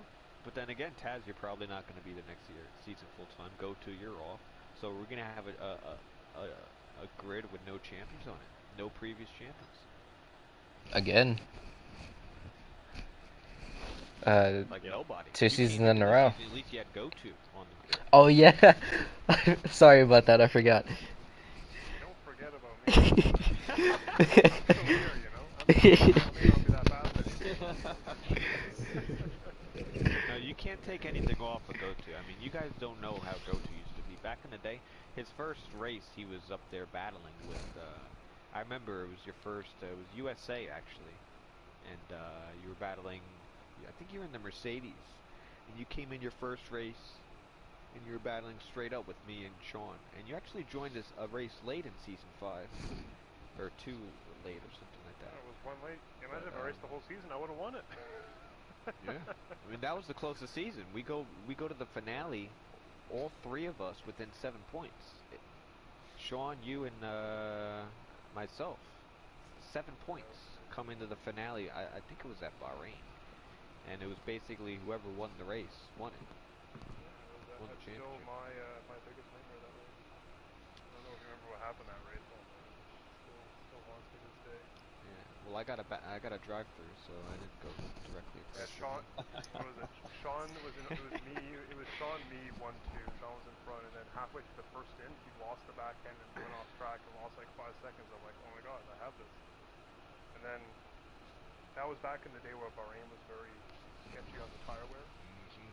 Even doing a medium hard was like right on the edge. So I remember I came around the final corner, as I was coming to the pits, I got a rear puncture, so I'm like, oh shit, well, I'm okay, so I'm going in, and I didn't even notice the game automatically changed my strategy. Instead of going on the hards, it put me on the mediums. So I had to pit again. And that costed you the championship, potentially. Oh, it 100% did. I was like, yeah. I was 10 seconds ahead of Sean. And then you could have been the first guy to go back-to-back, belly to belly. You know, you could have. That was interesting. That was a fun season, but there was no way. I don't know. I mean, that goes to show it takes a lot. Like, I don't know. Even in Taz's season this year, like, a lot of things have to go right to put together a championship season. So you talk back to back. That's a lot of things happening in a good way for you. So one and strategy my last goes point wrong and you don't get it. For like what were we in season 11? Like I said it on stream, if Sequid was even a little bit closer to you in the championship, Taz, you take no points basically at GP, a race ban at Canada, and a back to the grid at USA, which so because of the low attendance and Sequid making a mistake again, you know, got you the win. But let's say Sequid was a little bit more of like a little bit of like last season where he claimed a little bit more wins. If he won the GP and let's say, which he had an opportunity to, and let's say he wins or gets second next week, you know, that's 20, that's almost 50 points. He had 2 opportunities to win the GP, blew them both. Yeah. That's a 50-point swing. Now we could be sitting here saying, oh, Sequid might have an opportunity if he was closer, but he wasn't. Yeah. We just got to keep it like that. He wasn't. I had quite a few screw ups in the season, so I'm pretty surprised that I have the gap that I do. Like at Britain, I mean, I was out like 26 seconds in front, and I thought it was a great idea to pit for wets 3 laps from the end. So yeah, there was that, and then the very next race at Baku, safety car came out, and I could have pit for the softs and still held position, and Secret would have been on the medium, so it would have been kind of like a case with USA where I'd have a massive tire advantage, but I stayed out on the super old hards and got overtaken by guys on softs like I was a turtle. And then similar situation at Brazil, not loading my setup. So I think I think I could have won those 3 had I not screwed it up. You threw away Britain, the 100% race. Yeah. Like an event for the year, and you lost the GP. Yeah. So now, let me ask you this. Would you rather have, let's say you win next week, right? You get 8 wins. Yeah. Would you rather have 8 wins on the season with the championship? Or would you rather have, let's say, 3 or 4? Let's say you only got 3 wins, right? Yeah. Which was Monaco, Britain, and GP. But you still get the championship. Would you rather win the 3 big events and the championship, or 8 and only 1 at Monaco in the championship? I'd rather win the 8 instead of the 3. Really? Because, I mean, yeah, the TCR GP, I really wanted to win it. Like, I wanted to win that more than anything else, because how badly the one last season went for me. But, I mean, it's better for me. It's better to win more throughout the season than it is to just, like, have a couple of wins throughout the season. So, like, that, and it's better for the championship as well. Because, yeah, you can get a lot of points in the TCR Grand Prix, but every other race, there's only 26 points on offer. So, that stuff adds up. I have the TCR record for least wins in a championship season. And when I look at that, I don't even care. Like it was still like battling every single week at the top, and to be the one at the top of the board at the end was like thrilling. I didn't care that. Yeah. How many wins was that, Jones? I think I might have been able to win Canada as well. I was asking how many wins did Jones get? I had 2 wins. Oh, The whole season.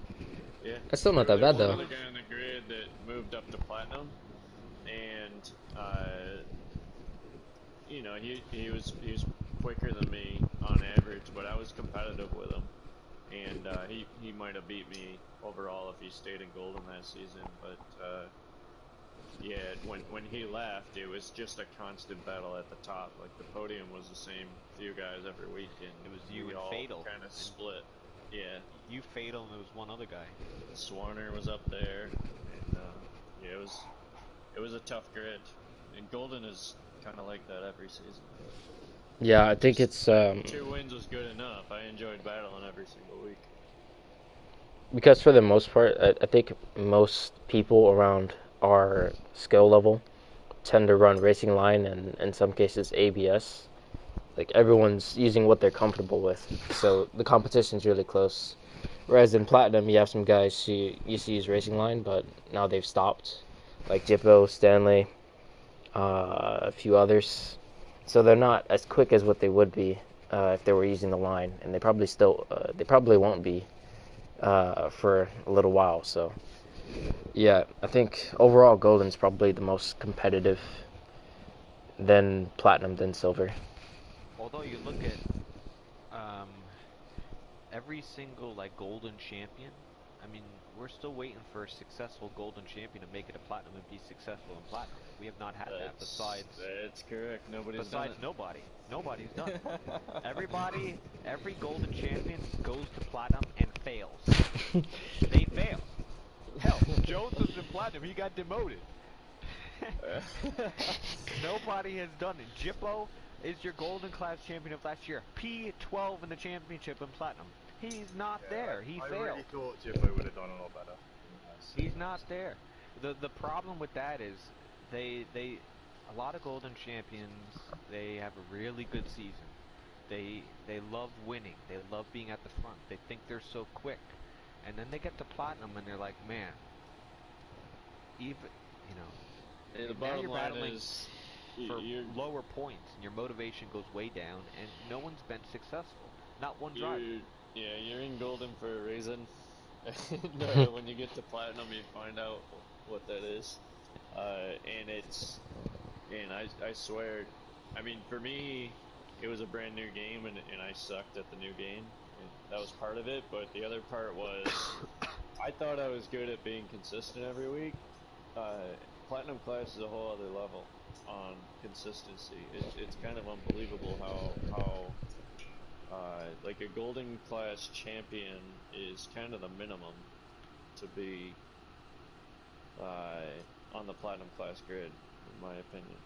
So if you can win a golden class championship, you're good enough to be on the grid, and that's about it. If that. I mean, you could say there's been people from golden that's moved up to platinum and succeeded. Well, I mean, Sequit's an example. Stanley's an example. There's a lot of other drivers, but they weren't champions. They just got moved up or didn't win the championship in golden, but they moved up because they were like Stanley, P2 last year. He didn't win the championship, but I think he's been successful. He got himself a win. He started late though, didn't he? And last year, yeah, I think so, but I still don't think it would have mattered for Jippo. Yeah, Jippo was kind of insane that season. Although you know, there's a lot of things you could look at. I mean, when Jippo doesn't win, he finishes 8th. Yeah. So it's win or bust for him. Very inconsistent. Yeah, he won a lot. I think 7 wins, but how many seconds and thirds do you have? None. So it's interesting. I think. It's like. Yeah, go ahead. No, I don't know. I think Bamboo could do really well in platinum, and he's currently racing in silver. Because I I don't know how many races he's done in Platinum as a reserve, but I know in Hungary he was fighting for, I think it was P2 or yeah, something like that with Assassin. Yeah, so I mean, he literally just rocked up and I mean slapped up most of the Platinum drivers. So I'm sure if he committed to Platinum full time, he could probably be a champion in the future. Actually, that's because I was I was speaking to one of his friends, Shokuji, I think, the guy that left, and he told me that all of them basically run with no assists, so not even the line in silver. So jumping to platinum is like very natural to them, while the guys that have like line on and then they turn it off, and it's almost a whole different game for them, so they would struggle more. Yeah. Maybe he should be. Platinum's one thing. Winning is different. Just ask Xandamar. Still to this day winless in Platinum. Now you guys gotta remember, in Season 6, it was basically go-to, and Xander would finish second almost every single race. There was nobody else, because Sean would crash out. I was not competitive. You know, no one else was there. Xander still, not even by accident, could get a win. Was just a lot, but no, he just would never put it together. He was always a little bit slower than me on like the second stint pace, so I'd always just pull away a little bit, and then that would be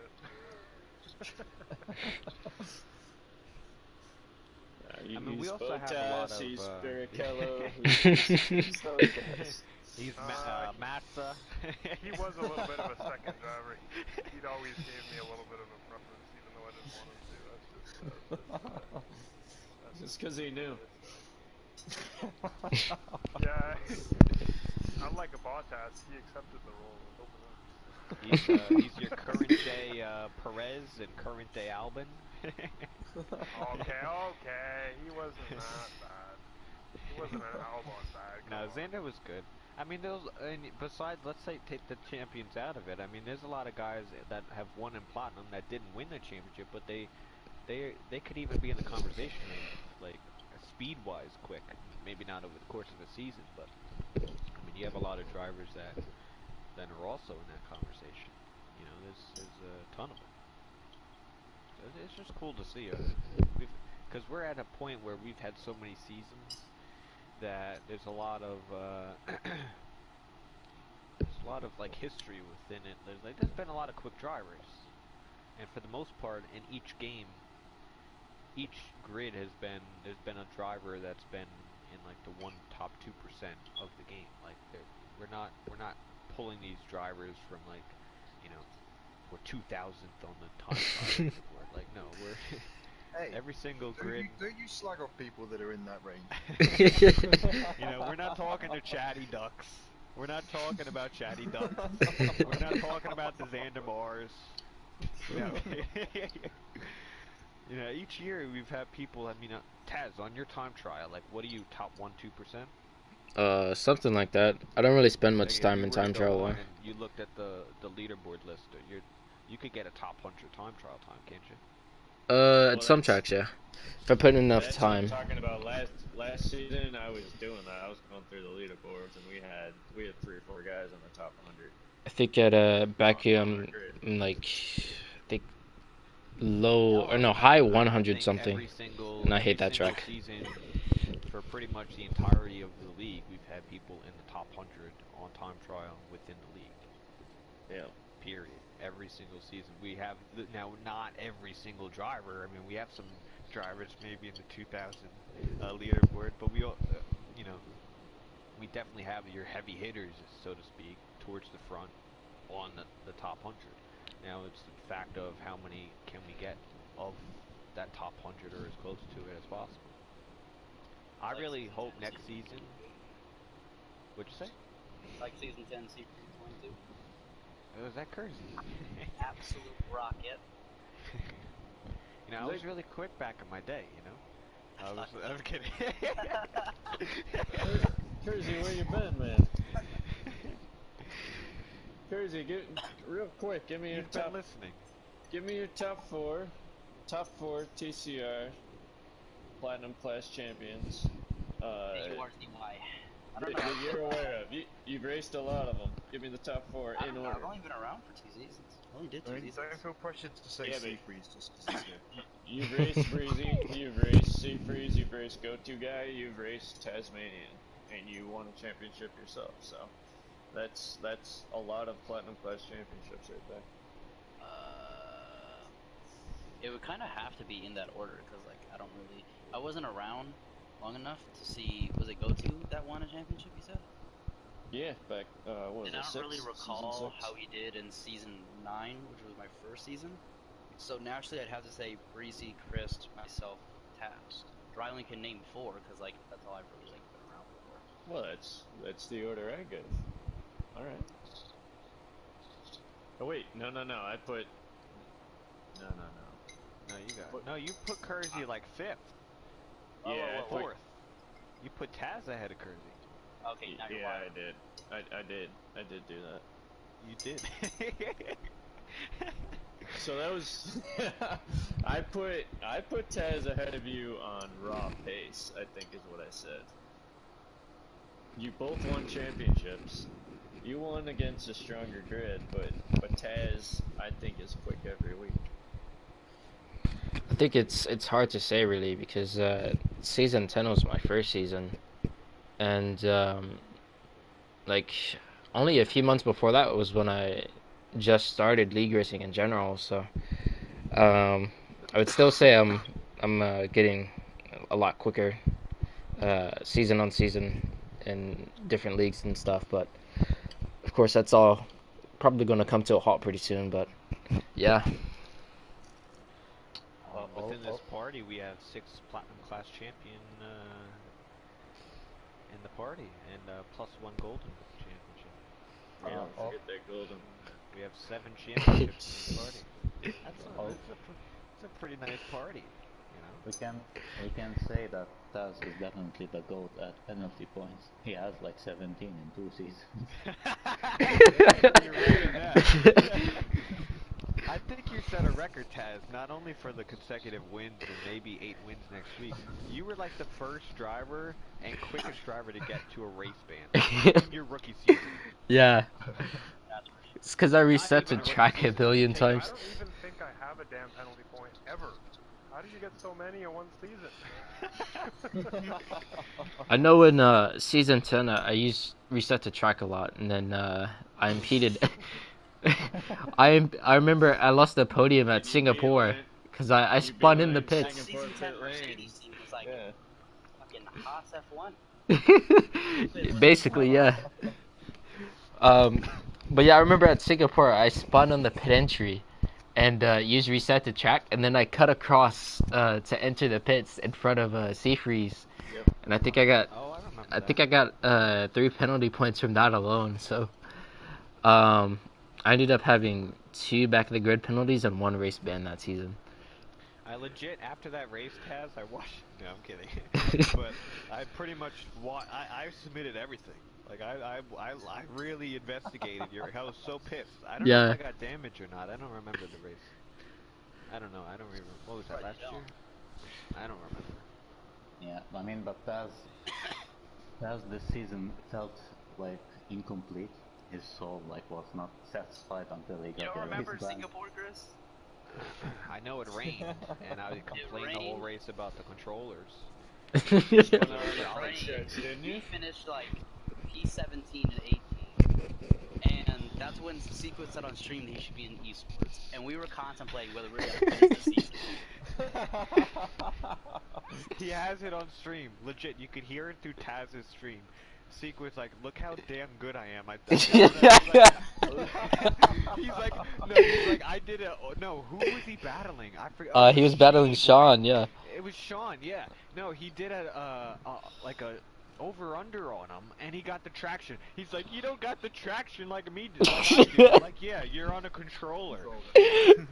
He's like, I should be an esports driver. I'm like, are you kidding me? Yeah, that's fucking touch.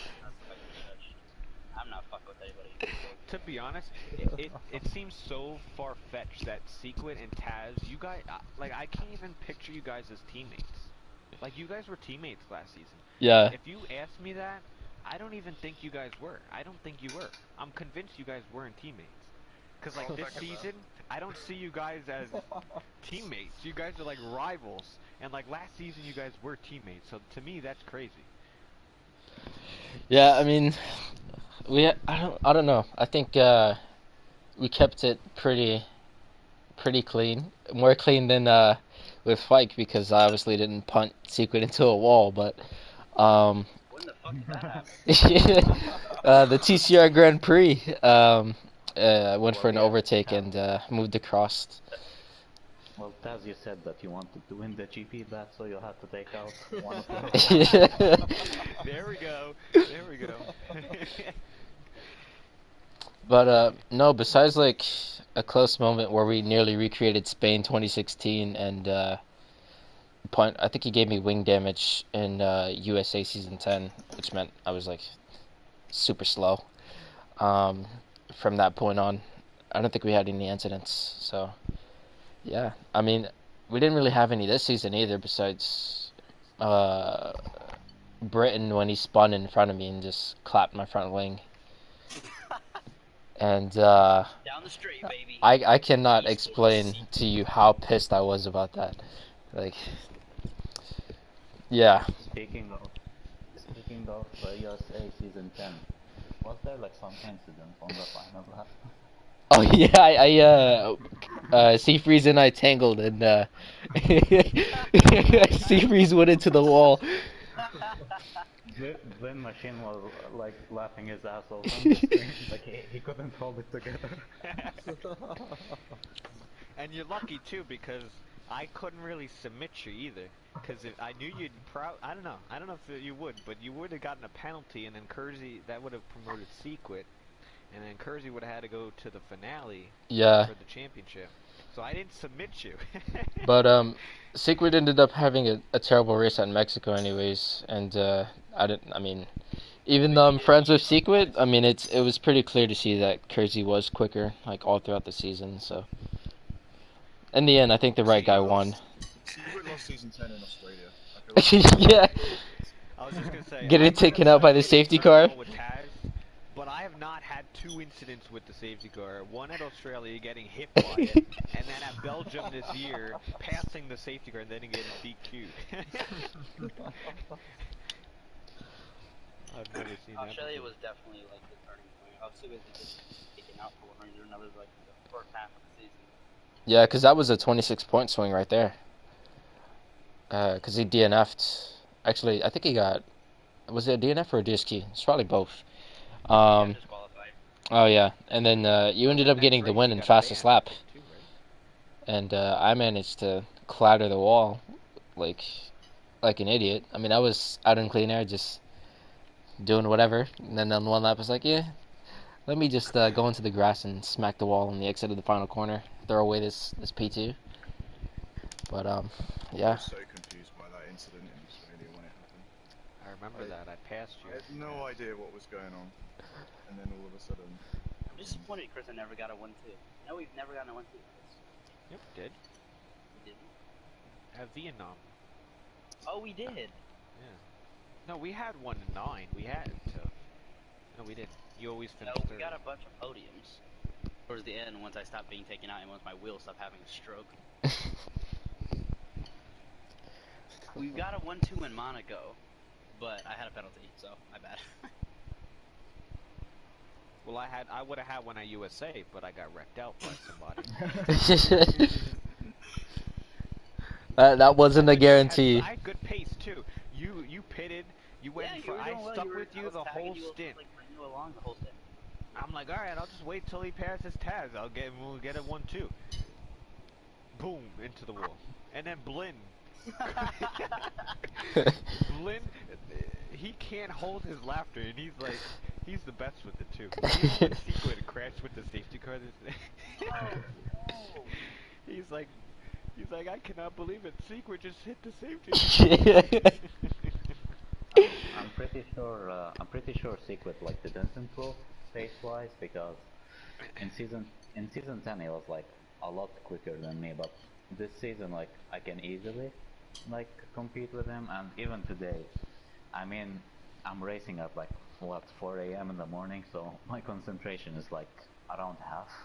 Let's say I was doing like lots of mistakes like on the first few laps, and I was still like literally behind his ass the whole time. And yeah, he cracks under pressure a lot too. Like, Yeah. I've noticed I think he just kind of pulls out a sweat towel, especially when I join. I think the multiplayer car thing, whatever that was, all-star thing, is evident. Yeah, I think it might have been a three-way fight had I not screwed up qualifying trying to start P11. Oh shit, we got a little three-way going. Yeah, because I tried like finessing everybody. It was like, oh yeah, 200 IQ plays, but I ended up qualifying P8. So I was like, it's just. And then I realized that like the hard, like going hard, medium, soft was slower anyway, so it was all pretty pointless.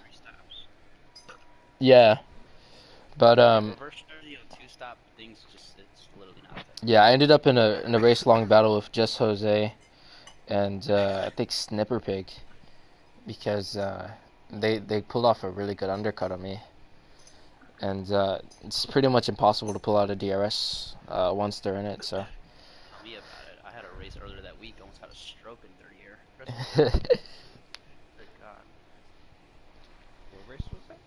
Remember, the Tuesday league with all the sweats. Oh, the short. Short, and I was literally in a DRS train for like 55 laps. Absolutely impossible to overtake there. That was a fun race. No. The Bahrain, the All-Star race. Okay. But Sequit then bottled it again. So. Yeah, he spun right in front of me. I was just like, oh. He goes again. I mean, supposedly he said he was high today racing, so maybe that as maybe I don't know. I'd like to see.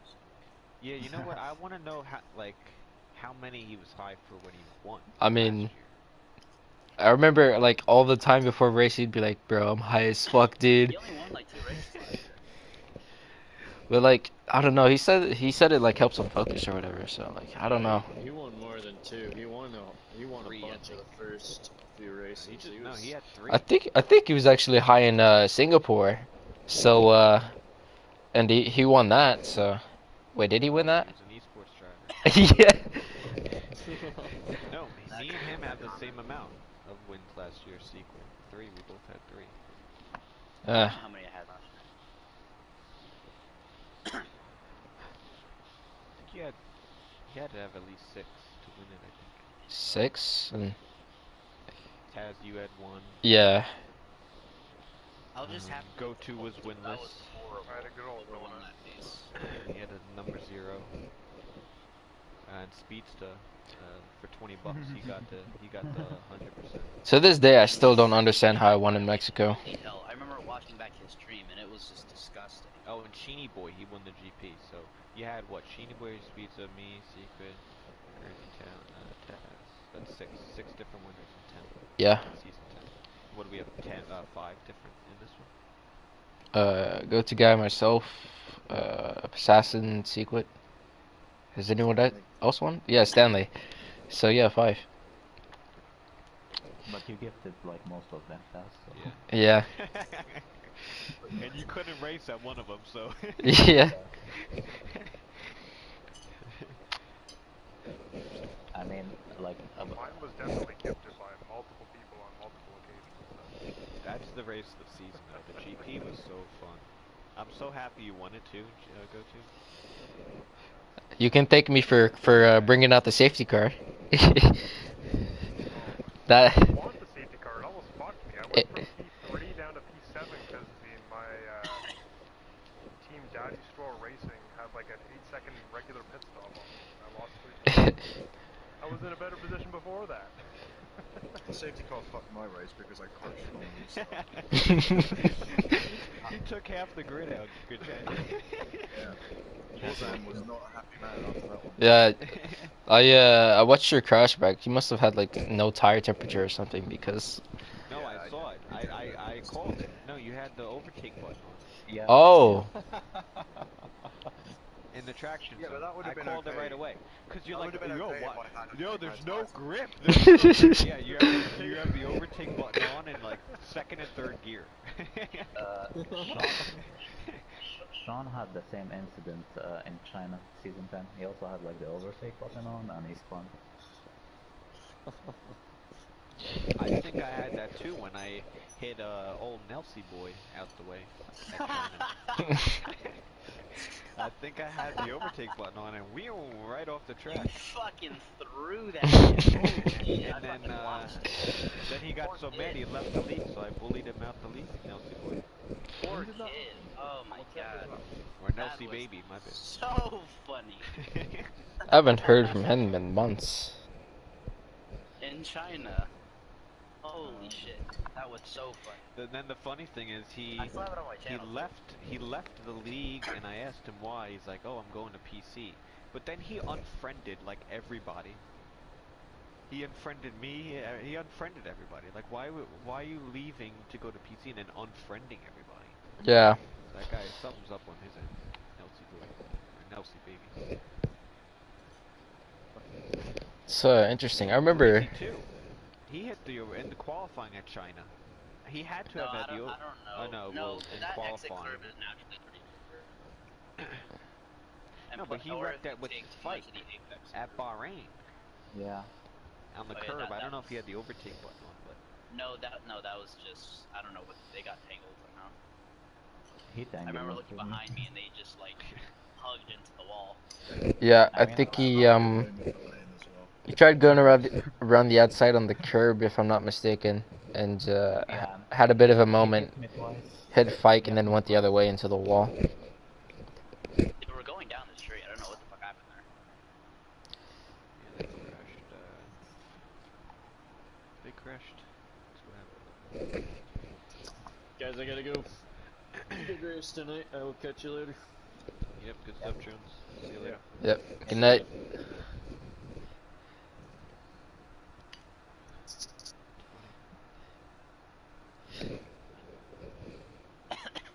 But yeah, about like champions, I would put UC Freeze first for, well, obviously winning so many of them, but I think for the cockpit cam, because it's a whole different game. Oh, here you go again. P cam is like too easy, like you can see everything, and especially with time penalties, but yeah, like with cockpit is a whole different game, so... So if I use chase cam, I'll be on esports level, right? No. Yeah. No, By that logic, yeah. No, I'll I'm be just saying, I'll be slapping up Yarno up here. cockpit is more difficult in general, like especially in racing. Thank Maybe you, in FYKB. Thank you for Yeah. the vote. I like No, he doesn't have Halo on. Don't give him praise. No. it. One season I did have it, and I couldn't see nothing. Actually, it does help me, like with focusing on the corners. It's kind of, I don't know how to explain, like a I sniper used thing. to. Until I started league racing and I just couldn't fucking see anything. Yeah, I mean on the If straight. AKB, I don't know it's how bad. you did. I don't know how you did Canada without any penalties in cockpit cam, because I did like a lap of Canada in cockpit cam and I literally can't see where the track limits are. Yeah, but I mean, I wasn't happy with my race basically. I drove a bit way too slow, I think. But yeah, I don't know. It's like most of it is like predicting, like the corners, like predicting where you will be. Yeah. So yeah, it's quite like instinctive, I would say. That's But it comes with practice. Like just I always drove the cockpit cam with that one game, so it's kind of natural to me. That's why I thought you were gonna win in Canada, because I knew Secret and Disaster would get a ton of penalties, and Yeah, as I said, I had like Oh yeah, Chatty Duck won the prize, the one-on-one session with fastest American on F1. Oh, I guess you get a session with me, FYKB. No, I meant flip-flop fish. What are you talking about? and I got yeeted by a lag. Like that was so fucked up. yeah. That was horrendous. Yeah. I couldn't believe that when that happened. I felt so bad for you. Yeah. But as I said, like I had so much shit luck. Stanley knows about that. He was racing the lag car for the majority of Russia. Yeah, then he went for the craziest dive bomb ever, like from 150 meters away or something. I think I was commentating that and I saw it on stream. But then Russia. and then the car, like Warion's car, was like ahead after the dive bomb. Yeah. And then he kind of vanished, like some UFO shit, like. I capped it on the stream, I think. That's been happening with Warrior Rounds like all season. His Wi-Fi might actually be worse than my old Wi-Fi, and I'd always like disconnect every 5 seconds. He borrowed Taz's old Wi-Fi, obviously. Well, that's how it was on like 2017. Like, man, we were back there winning when we had like drivers. We had to like these guys would be like yo-yoing on the straight, like really bad. Yeah. You'd have to like put that into consideration. Now it's not so bad, besides like here and there one driver, but it used to be really bad.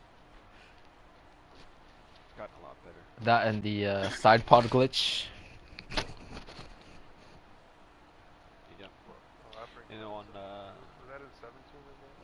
I think it was really bad in 2016, but it got better progressively. and then you had was it 2018 the netcode, like cars would hit each other but they would never have contact on screen. Yeah. So like you'd have all these incidents, people would submit saying this guy hit them, and you look at both footages, nobody had contact. It's like you guys couldn't even race close enough because that would happen. iRacing does that sometimes, which is annoying. I felt bad for Blin yesterday. Like the game literally shat on him with every every bug possible in the game. Like he got disconnected first, and then he couldn't see the names, and then the cars got stuck on the grid, and then the camera got stuck. So the game Good like thing I said no to commentary because he asked me and I'm like, nah, I'm not feeling it tonight. I said I'll do platinum, you do gold, and I don't want. But I'm actually wondering what happened to him, like in silver. He was battling for season 9 and then his pace completely got off, like season 10 and 11. Well, this was the new game as well. Yeah. Yeah, possibly. Makes sense actually, yeah. I don't think he really does much practice. I mean, he does a lot of other racing and some other games too, and with commentary and other things. It's hard to put a lot of practice in, but he kind of threw away his championship like season 9. He had such a big gap and he just blew it away. I mean, he should have been champion. Yeah, he had like the tire blowout in the final corner of Azerbaijan, and then he fucked up some strategy in was it Belgium, I think? Like with the tires or something. Yeah. There's another guy too. Last year in season 10, you had I think what was the guy's name? Pazosaurus Rex. Yeah. He was leading by so much, and then the last like 3 races, I'm like, oh, like I really thought he was gonna win it. So I'm like, all right, like it's kind of case closed. Like me and Professional, I remember talking. We were like, yeah, silver's over with. And then he kept making mistakes, and like in the last race, all he needed was like Bambuki had to outscore him by like 15 points. So it's like, just score. Like, just don't have a bad race. And he had a bad race, and he lost it. Well, I remember in the US race, like the second to last, he was like 5 laps away probably from sealing it then. And then the safety car came out, and it was like a 2-lap sprint, and he crashed or someone hit him. And then at Mexico, he got a drive through for speeding under VSC, and I think that's probably the moment that ultimately lost it for him. Yeah, actually, QVR Packer did the same yesterday. He got in 4th, I think, after the accident, and he could have won the championship, but then got the time drive through because of like the virtual safety car. So it would be funny if the same thing repeats itself, like he would lose the championship. I think the gap is too big at this point now, right? No, it's gonna go down to next week. How many points? Like 23 or 19? I think it I'm was like 36 coming in, and then Snipper won the race, and then wherever Packer finished, I don't know where. Packer Oh. Six, I so think. it's within. I don't know. Where did Packer finish? You know? Where did he finish? I don't know. You know? Oh, I thought Fike knew. I think sixth, if I'm not mistaken. So if it's 6, it's gonna be 8 points. 8 points. Yeah. So that is within a win in the fastest lap, which is could pretty much be anybody's game for next week. It'll be interesting. And then we'll see if any of those guys want to make the move and go to Platinum next year. Yeah, what are we gonna do about like Platinum next season? Because Chris making a return with a pad. Because I mean, I don't know. This season felt like a tryout for the line. The line guys trying no line. So I mean, to be honest. Yeah. Well, to be honest, I think this is one of the weakest grids we've had since pretty much ever. Like, I'm gonna be honest. Yeah. I think we have a lot of good drivers on the grid, but you know, some of them don't want to be on the grid. Some of them, their attendance is poor. When they show up and everyone shows up, it's a good race. But you know, these drivers, I mean, we're not talking to put in hours of practice like like me and Breezy and other champions have done, but at least play the game enough. I mean, some of these drivers don't even, they play the game once or twice a week. They do 10 time trial laps. I feel like I'm being attacked right now. Well, you don't need, I'm not attacking you because you've done it and you're done with it. You know what I mean? You can have that excuse. You can throw the champion card on the table and say, I've done that, now you do it. Right? You don't need to do it anymore. You put in the work, that's it. I'm not expecting that out of you, and all we need from a champion like you is show up on the grid and offer your experience. Like, you never take that away. And you won the GP, right? So it's like you still have an opportunity to win here and there. But you don't obviously put time in, but that's fine. You've done it. So, you know, that is what it is. But all up and down the grid, I think it's been pretty, you know, like at the front, we've definitely had, you know, you had Taz, Secret, Assassin, you know, but you look at Secret, how much time is he putting in? Probably none. Assassin's not even fully committed with no line because he has other leagues. So how many leagues that dude in? I always hear people talk about him in his league. Was he in a league a day or what? I think he. A few other, I think, just a few other. I mean, he streams every 4 hours. Yeah. I don't know how. Maybe he isn't a lot more than I think. I don't know. Because I do 2 separate leagues at the moment, and I have a problem doing that and dividing practice and stuff. Mostly because they're both extremely sweaty, but still. Yeah. Because he pretty much lives on the game at this point. Yeah, literally. Yeah, and well, that's the thing. He doesn't need to put in hours of practice because he plays the game enough. Right. That's his practice. He knows how the car is and stuff like that. So if he ran all these leagues with no line, he'd be competitive. So when he shows up, he'll be at the front. I mean, he already is at the front. But I think all up and down the grid, you can just see the commitment's not there from 1 through 20. You have drivers, you know, in and out each week, but it's like, you know, it's not the strongest grid. And apart from that, mentee somebody. apart from that, like I think the racing etiquette and has gone dramatically down. The district, like, it's been really All I'll bad. say is, I thought Sheeny Boy was aggressive back in the day. I'll never not be scared of that kid in the safety car for as long as I live. Yeah, that Bahrain. I remember that. That made no sense to me. To this day, I still don't get that. Yeah. But also this season, like the strategies have been amazing. Like Secret in Hungary, like I was like, Oh god. he's like 2 seconds behind me, then pits. 2 seconds behind me, then pits again. Like He did it 4 times.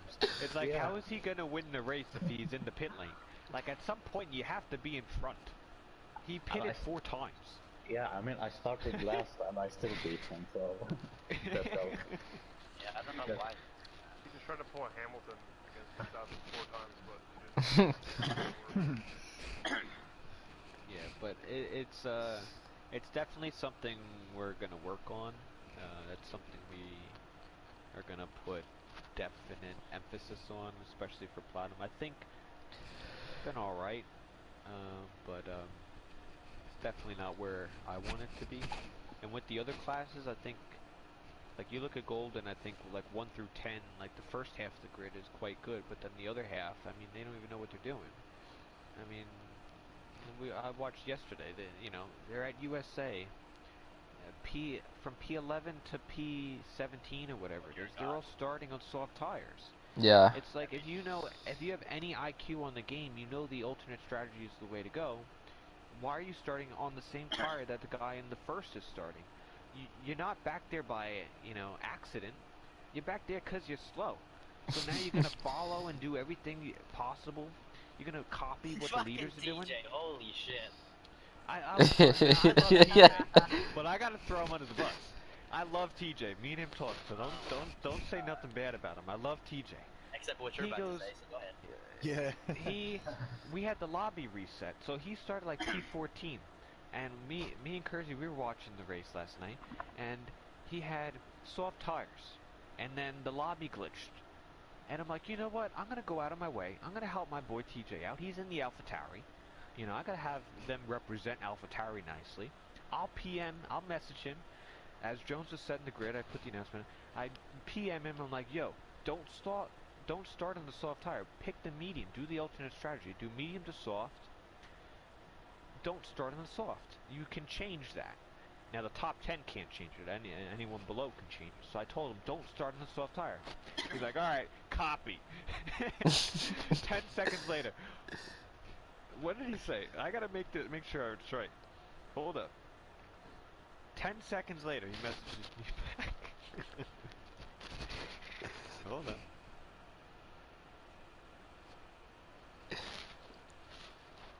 Wait, hold up. Oh, he said, so I'm like, alright, do the medium to soft. He's like, okay, I'll try it. And he says, LMAO, it didn't save. Game bad. I said, my guy, he does he didn't even load his setup. A default setup, and he picked the soft tire again. So I went out of my way to give this guy, say, start in the medium tire and go to the soft. Okay, boss, I got it. 10 seconds later, boss, I messed up. You had one job.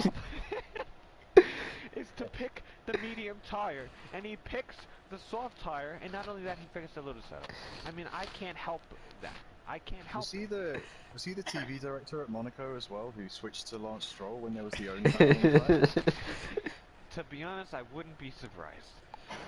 yeah. Oh my goodness. And then he goes like this. Last night, he's like, "Don't worry, I'm gonna practice my leg and hand out. He's like, by the time the season is over, I'll be in the he said by the end of the top season, I'll be in the top 10. This guy's got no points. 40 points is top 10. There's no mathematical way for you to get into the top 10. He's like, oh, really? We only have one race left? The next season, I mean. He doesn't even know how many races are in the season. I mean, it's obvious that he took inspiration from his mentor, Taz. Loading the setup. He finished top 10 in the season. One race left, no points. The guy in P10's got 45 points. There's no way. I'm like, we have one race left. Oh, really? Then next season, I mean, I'll be top 10 next season. I'm like, this is He keeps crazy. spinning, right? Like, every race he keeps spinning. Like, he does good in the first few laps, but then spins out and crashes or something. Yeah. I do that's not fine. understand He's it. golden, but like, across, even in silver, I mean, yeah, Bamboo winning, yeah, he should probably be in platinum. There's some guys in silver that should be in the front, but there's a lot of guys that shouldn't even be on the grid, and I'll say that. I think across all grids, there's people that really shouldn't be on the grid, and that's our fault at the end of the day. That's my fault, but it's just how it is this season. So next season, you know, we'll see how platinum goes. We'll have a lot of recruiting that needs to be done, and we'll see how it goes. Each season's different, so we'll see how it goes. Hopefully it improves, but I mean, I don't know. Might need to give him the talk. Pull him aside, like, hey, you're kind of shit, man. I need you to do better. Like who? Well, I'm sure you could name a few. Anybody? I'm not gonna call anyone out or throw them under the bus, but there's definitely some people. I mean, I'm not even, you know,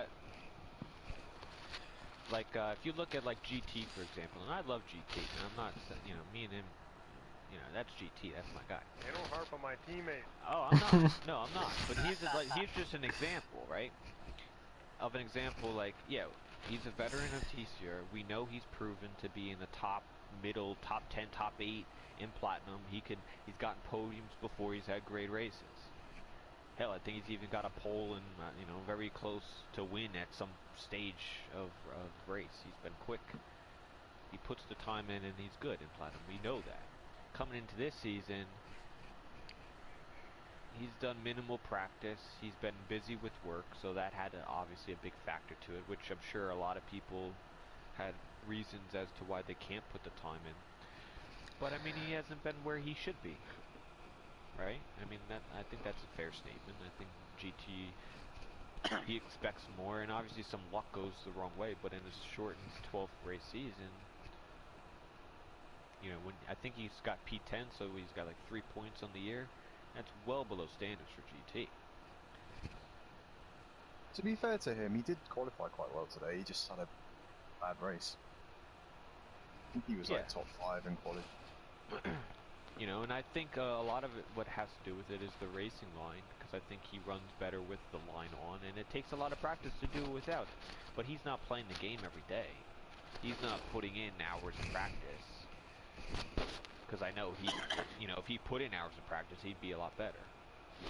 But I'm not, you know, he's a good driver. He just hasn't had the time to put in, and that's fair. What was it? Curse and Secret, like in season 9, they ran with no line, and then they jumped to season 10 and they were like dominating. Or am I wrong? Yeah, I think who knows. I think it was, yeah, I think professional wise one of them. There's only like 3 of us in season 9. Yeah, and then it immediately showed in season 10, like the guys who know how to drive the no line, like immediately dominated. And then the guys that had or raced with the line, like EOC, Freeze, and Breezy, it took you like some races like to get up to speed. I think Breezy was a bit more inconsistent. Sometimes he was like very rapid, and sometimes he was like really slow. For example, I remember in Spain he was like way off in quali and in the race. So yeah. And I still haven't got up to speed with him. So. I mean, I was happy. I was able to get 3 wins, and that was fun. See, when I started playing the game, I threw no assist on, like, or I took everything off, which is like kind of. Well, I think it's a good idea. It was just kind of stupid to assume so, because I thought to do league racing, you had to take them off. Yeah, I mean, I did the same. I was the same. Yeah. And then you get into some leagues and you find out that people are using fucking braking assist and. I was really confused because I would see like a lot of the top stuff. guys using the racing line, and I was like, "What the fuck is going on here?" Are there any other leagues that use no line? Do you know any? I don't know any that make it mandatory. Yeah, really? Unless they're like top tier, like well known ones, I don't know. Yeah. Because all the top tiers obviously are full of sweats and stuff. Yeah. Yeah. I mean, if you think about it, if leagues were going to be like properly hardcore, they'd make everyone use cockpit cam as well. That would be like the next level if it was going to be like sim racing. Yeah. Esports did it. Their top leagues would never go for it. Yeah, well that's the thing. I'm surprised esports don't do it. I mean, or at least try and move towards that. In esports, there was one guy who used to race with cockpit cam. Your favorite driver. Yeah, but he jumped to like he gave up on it. Realized like he wasn't so fast with it. What do you mean? I think he got a podium that race, didn't he? I think he had like a shit season. Like, well, yeah, because at the end of the season, a lot of exhibition stuff. He won in yeah, Monaco. yeah. So he won at Monaco, and he was using cockpit cam. Yeah, Monaco is easy. But of course, nobody puts in as much practice for the exhibition as they do for the esports thing, because there's not really any money on the line. Yeah. Alright, I'm hopping off, guys. You guys? Yeah. All right. Well, usually when they kind of like use their reserve drivers and like start testing lineups and that kind of stuff. Yeah. I mean, yeah, because I mean, we saw Frederick Rasmussen. He destroyed everybody in Australia. Frederick Rasmussen. Like, he had a really good race in Australia, but afterwards he just like stopped putting in the effort and couldn't like repeat what he did.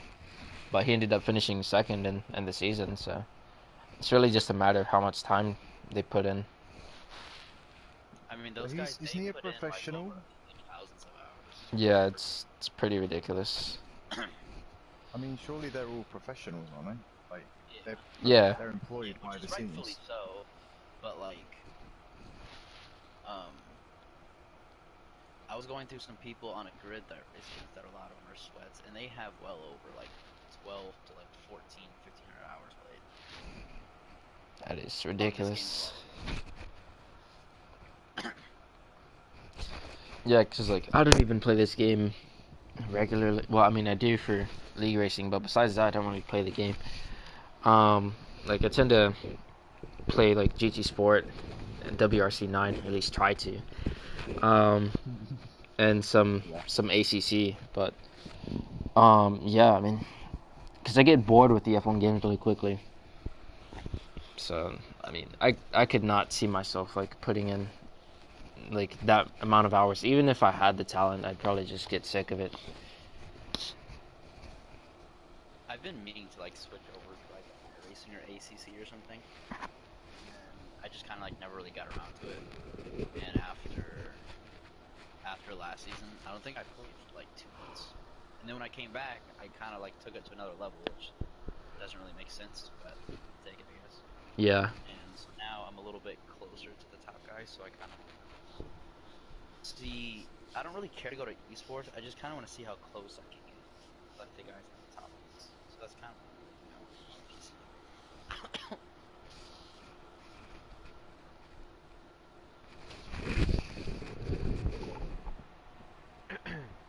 How far off on PC would you say are you on average?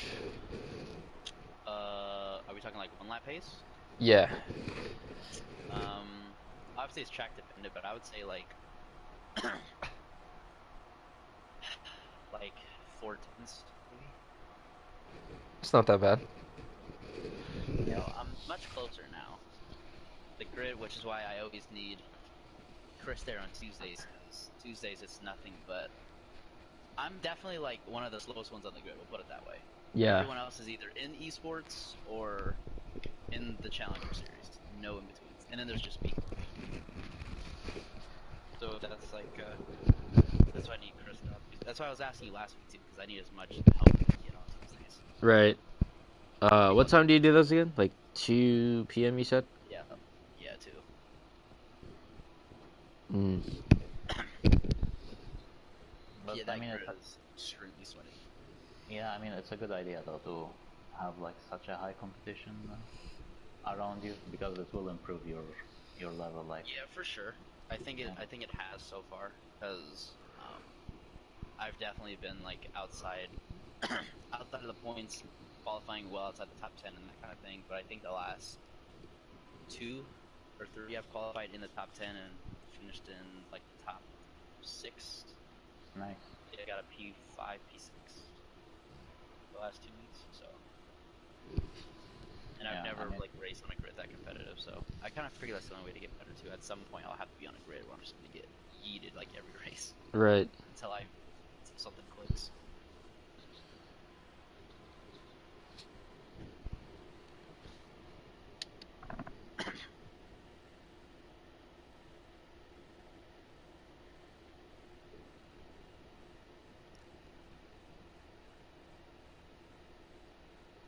Silence. Silence. I like silence. yeah. Actually, speaking of attendance, like, I feel it's a bit of a psychological thing. When people see there are many like people out, they just automatically opt to go out. Like, it's kind of insane to see. There were Yeah, like what happened tonight? 11 in and 9 out. And Jeez. I think what was his name, Flip Flop, was being a dickhead about it. Like, I think the first time he puts Well, like he's always a dickhead, but he's yeah. Oh my god, right? Chad, you weren't even here. You should have seen this fucker in season 9. Holy hell! What happened? What did he do? There's a reason why there's a joke that goes around. The joke, the fastest American on F1, comes from Flip Flop. Because Oh, really? everyone was on his shit, because he joined the league and he was in Golden, winning like every race in Golden. And Yeah. he, in his Twitter bio, he had the fastest American on F1, and everyone was on his shit.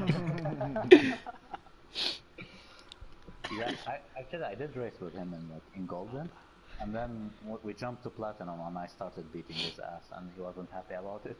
And I wasn't that fast either, like in season 10. I was maybe like a second slower or so.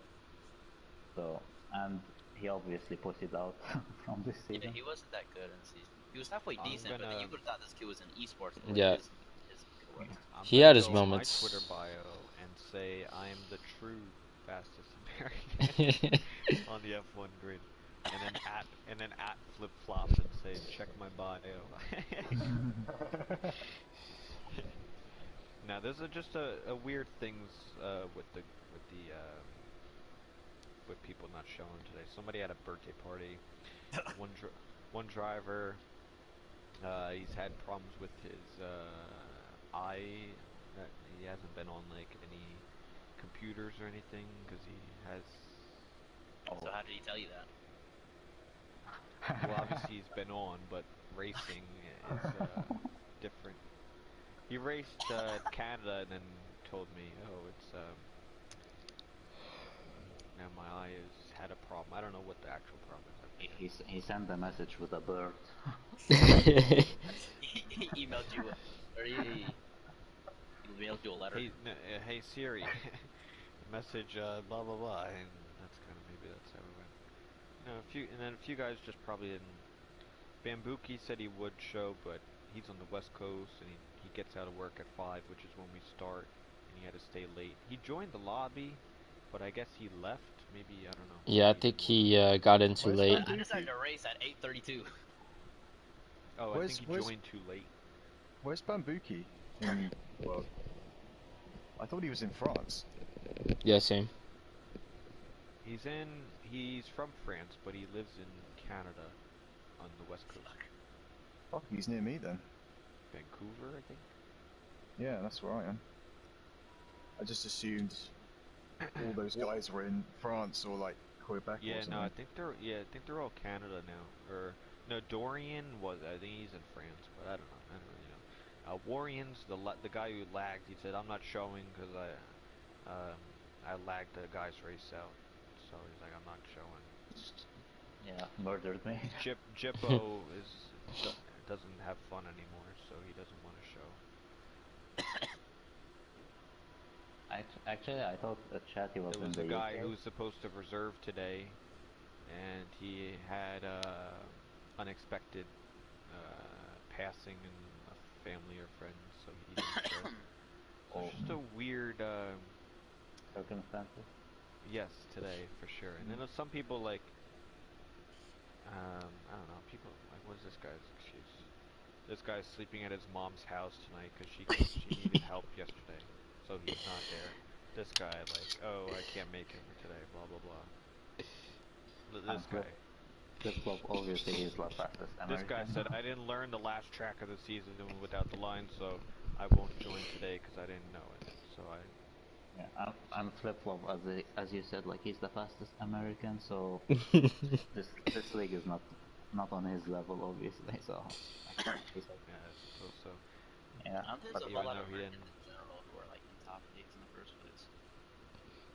even though he didn't win nothing besides Golden. He's another guy. He wins in Golden, goes to Platinum, and he sucks.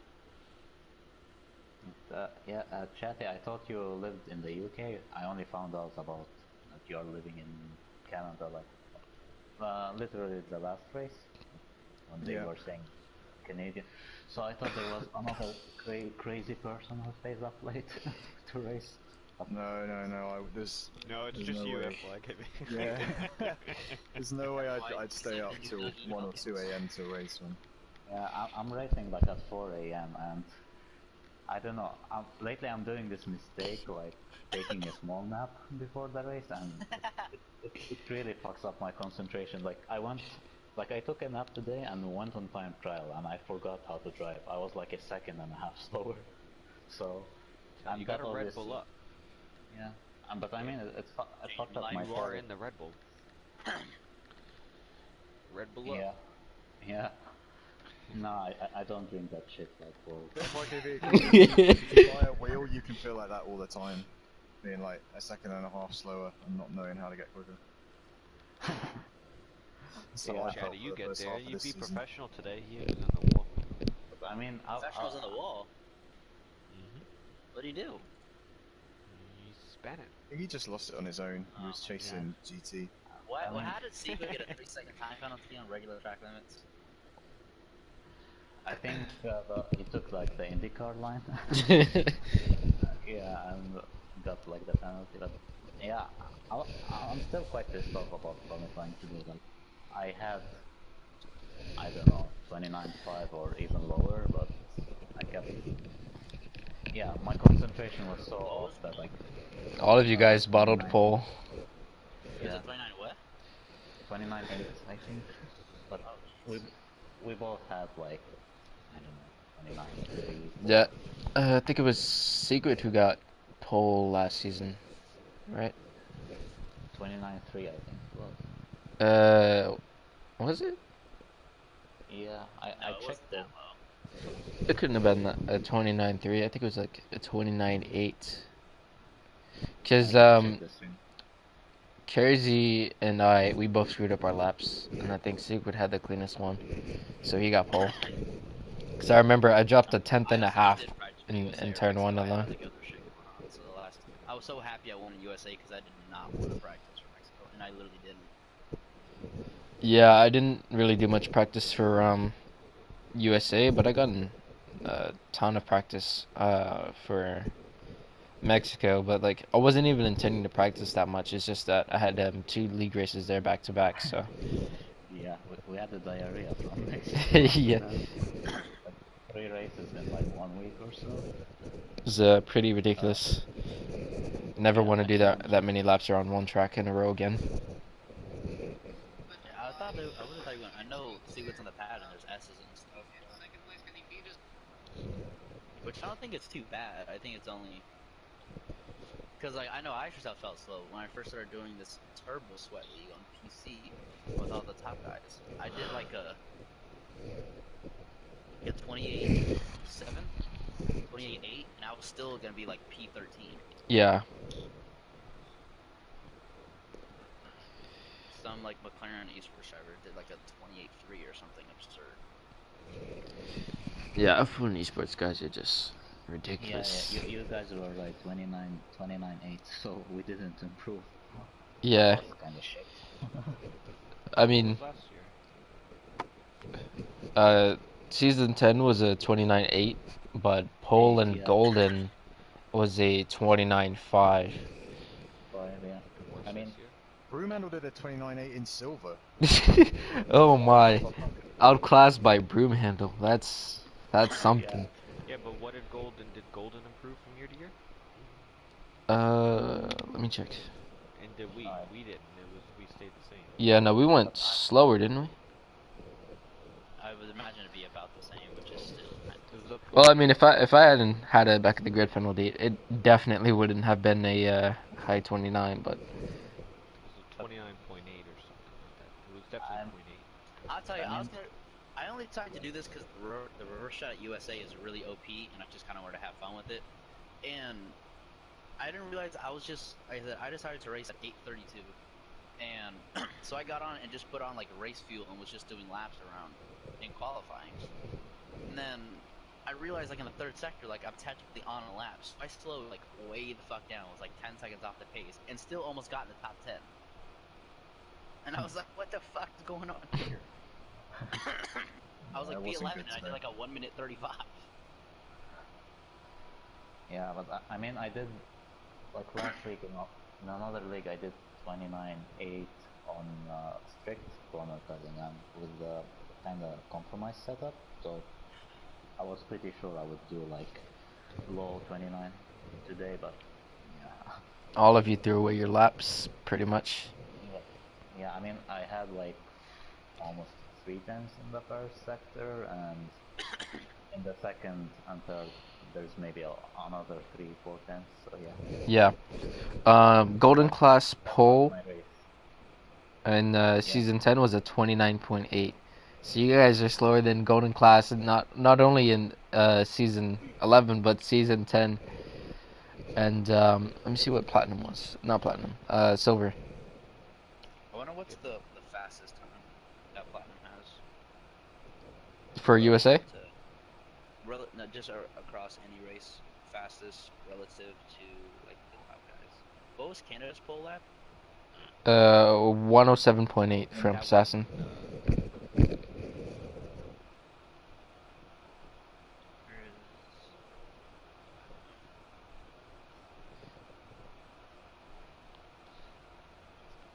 I cannot find. Chris in the comms on this one? Oh no. Crazy, I remember your time at Vietnam in season 10 was a bit ridiculous. Ooh, that was nuts. Not gonna lie to you. That one was kind of nuts. I don't know where the fuck that one came from. Because I had in time trial at Vietnam, I did like a 32.8 and thought that was really good, and then you did a fucking 32.5 or something. I did a 0.4. I remember that was when AOR wasn't a mess. Now it is, but that would put me in the top 10 in AOR F1. That was probably one of the best laps I've done in this game. I don't know where. I was definitely like 2 tenths off that in practice. I don't know where that lap came from at all.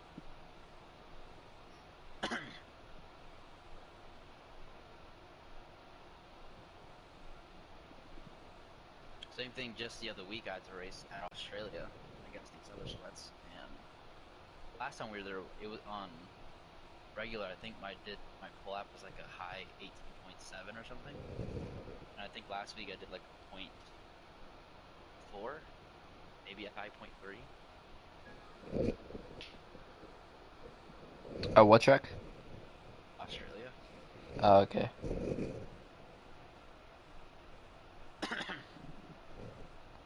Yeah, you guys barely out-qualified Silver in season 10, and they had wet conditions in most of qualifying. That is embarrassing. Practice for the last 2 races. I just had other shit going on, and that was kind of I mean, to be fair, I did like last second setup change, like with the rear suspension, so I was kind of also hesitant, and maybe that's why I fucked up so many corners. I don't know why you thought that was a good idea.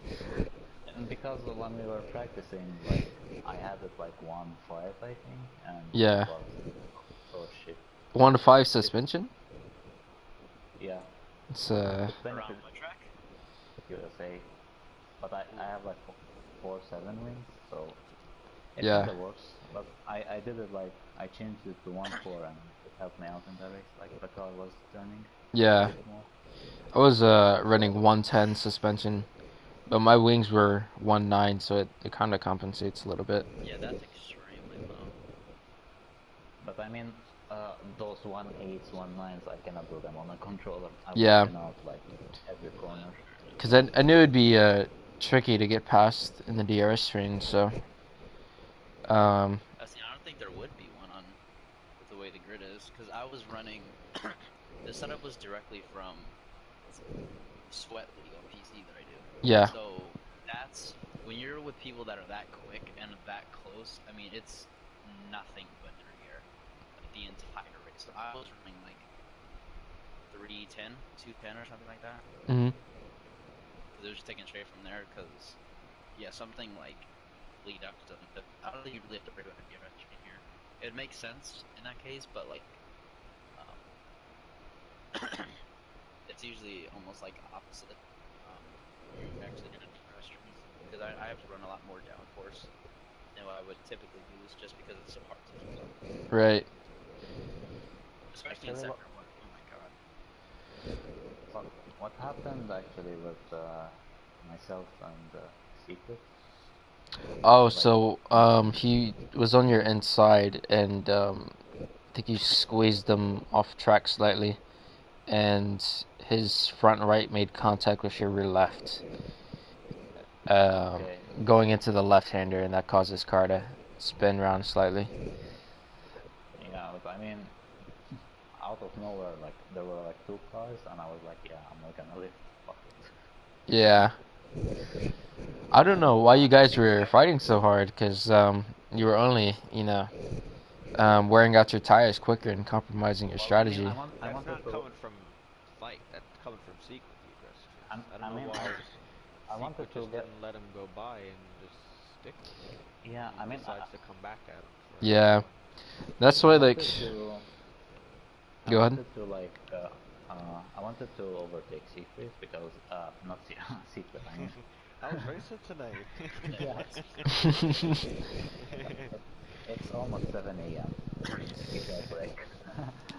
So I was planning to overtake like Secret because he was doing mistakes, and I felt like I had more pace than him. Yeah. Because I knew if I battled with him like for a few laps, then Daz will be already like behind my ass, and that's what happened. So that's why I'm pissed off at Paul, because if I or at qualifying, because if I got the pole, then it would have been a bit harder for Daz to like Yeah. win that easily. Honestly, I wasn't expecting to close up as quickly as I did, because I had to tiptoe a little bit on those first few laps, because the rear was very sketchy. Like, there was, I think, one lap on the softs where um, I had a massive snap of oversteer. I think it's the end of sector 1. Like, before the DRS detection point on the back straight. Yeah. Yeah, I so I know had that a one. massive moment coming out of there. And I wasn't even pushing, like, really hard or anything. I forgot So, how loose the rear end is on this platform. I came on and almost lost that bitch like 4 times. yeah. Yeah, it got better as the race went on, but at the start it was really tricky. You lost it when you overtook me, Kersey, and I thought you were letting me through again for some reason. When You was just that? Lap one? no, like Yo, I don't later know on. what it is. My reverse strat starts at USA are nuts. Cause I got a nutty start when I was doing the sweat league too. I got that pad traction. That's what it is. If Fike was starting with us, he would have just like instantly got up to P5 or something ridiculous. I gained like 5 positions by like turn 1. Yeah. What lap was it, Fike? Which lap? Oh no, was that Chatty talk? I get confused. I don't Yeah, know. chat. Oh yeah. What turn? I think it was like lap 8 or 9 onto the back straight. You overtook me on the inside, and then you went like right over to the left. You almost went into the barrier. I caught it on stream.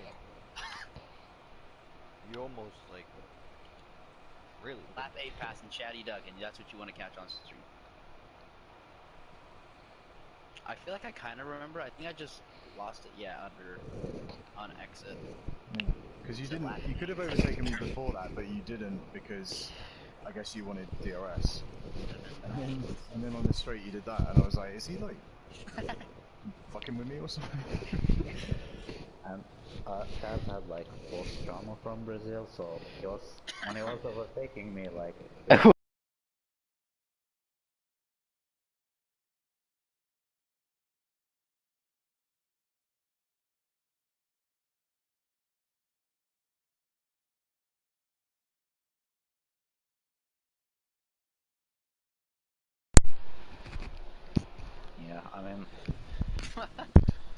Did you have DRS?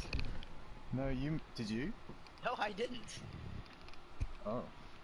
I was really confused when I got back behind you. I thought you were just gonna let me pass because I had more pace. Because when I got back into your slipstream, you didn't have DRS. That's why I put back on the overtake. Yeah, I went to go overtake you again. I thought you were just gonna let me. So you didn't have DRS? I didn't have DRS, no. Fuck. I didn't have it either. That's weird. Stupid game.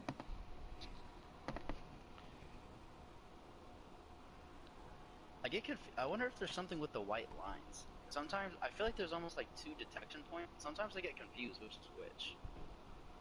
I don't know if that is there's like 2 separate white lines before TRS zones. Sometimes I get confused. I usually look at the map with that green sign. Yeah. Oh, I rely on that. Yeah, it's just before the braking zone for the left-hander before the straight, I think, is where the detection is. Yeah, Yep. it's that like it's a little bit before. It's like where the right-hand curve ends, maybe like 200 meters out, 250. Hmm. Which, I wonder if it's some sort of glitch, because actually, that I'm looking at it, as soon as the white line crosses, you and I are literally like, our names are, as soon as we cross, our names are just now changing on the standings, so it's almost like we were like at exactly the same point. I wonder if the game just like didn't really know who to give it to. Yeah. Alright. Yeah, jeez, I forgot about that. I almost yeeted that bitch into the wall. But yeah, that's why, like, after that, I can't really remember what happened, but I don't think I let you through, because I just thought you were fucking with me or something, and I was like, alright then, I'll just carry on as normal. Oh no, I overtook you on the front straight, okay. Yeah. I thought you were gonna let me through, because you didn't have DRS, or you didn't open the DRS, and I sure as hell didn't have it. But I was trying to let you through after the S section, because you closed up on me so much, and then, yeah, I thought you were staying behind to get DRS. So I was like, okay, it'll just get me on the straight, and then whatever was going on there.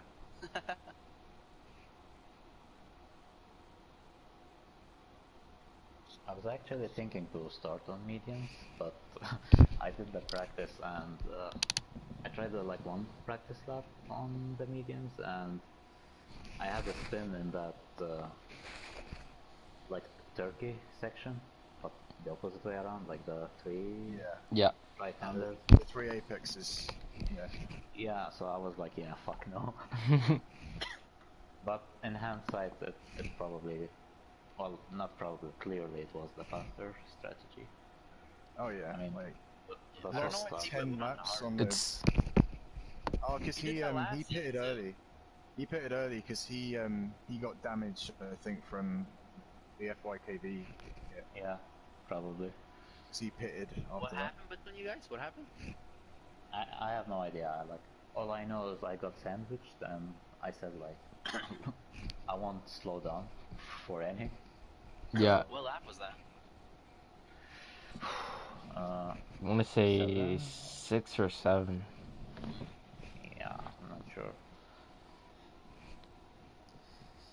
Cause like I saw you guys like fighting really hard. I was like, okay, let me just sit back for a bit. Cause well, we all know how Secret can be sometimes. So, and you love to fight very hard for track position at times. So, like, I mean, every time I've tried to overtake you, besides today, like you've made me work really hard for it. So. yeah. You guys Especially aren't like in a party together? China. No. No? The, I mean, I get distracted way too easily with everything. I mean, shit Yeah, I concentration. understand that. Kersey used to talk a shit ton when we were Fuck no, that's a lie. I mean, shit concentration in the morning, and I also have like ADHD, so yeah. Another fucking voice? No, no, thanks. I remember last season I was only in a party with Flip Flopfish for like 2 races, and one of Yeah, them like was Mexico, And in quali, like, we were doing our last runs, and he did a time that he was obviously happy with, and I was still on my lap, and he just started screaming, like, and I'm like in the middle sector where I'm like trying to concentrate really hard on the track limits and stuff, and then fucking just ruined it. Yeah, there was Like, we a mute our mics and like when we're like, going on a lap. there was a stream I saw not the other day, a little while back, in another league he was doing, and he was in the same party as the commentator, and he had his audio sharing like settings on, so like he would constantly scream over the guy who was commentating as he was racing. And it was hilarious. The commentator was like, "Hey, can you shut the fuck up?" Oh man, it was just like 40 minutes of them going at it. It was great. Yeah, I definitely don't understand why. I mean, I could understand to some degree, but why teammates don't usually, I mean, pair together. I think that's kind of what makes league racing fun, as well as if you work with your teammate and in the party and stuff And like you that. gotta go back to mentoring somebody. I think it's fine as long as they don't talk my ear off. Well, I was in another league. I was teammates with someone and doing party chats at the start of the season, and then he said that he didn't want to be in them anymore because he wanted to concentrate. And I didn't think that I talked all that much, but you know. I remember when me and Kersey first started being teammates. Was it season 9? When He's gonna say some bullshit. I don't know what it is. No, well, I remember, like, and I went into the first race, and I'm thinking to myself, like, damn, this is gonna be a fucking problem, because this guy is, like, chat, like, like, I need to concentrate, so I'm like, I don't think I said anything the first race, but then, like, the second race, since I knew how much you were talking, I'm like, alright, here's what's gonna happen. Hey, when the race starts, you're gonna mute your mic. And then ever since then, we started muting your mics, but it wasn't too bad. Yeah, so But, like, some people could talk a lot, and like, but the thing is, they both don't mind it. But that's the bad thing. Like, you don't want to be talking the whole race, especially if you're in like a position to like get a good finish. Like, you don't want to be talking at all. So it's not really a problem when one person talks and someone else doesn't want to. You just mute your mics and you talk when you want to talk. But when both teammates are very chatty and they just talk the whole race, that's the problem. It's like you guys aren't focusing if you're talking to each other every single lap. It's like you shouldn't be talking. When I'm in like Discord and stuff with some of the top guys, they do that too, surprisingly.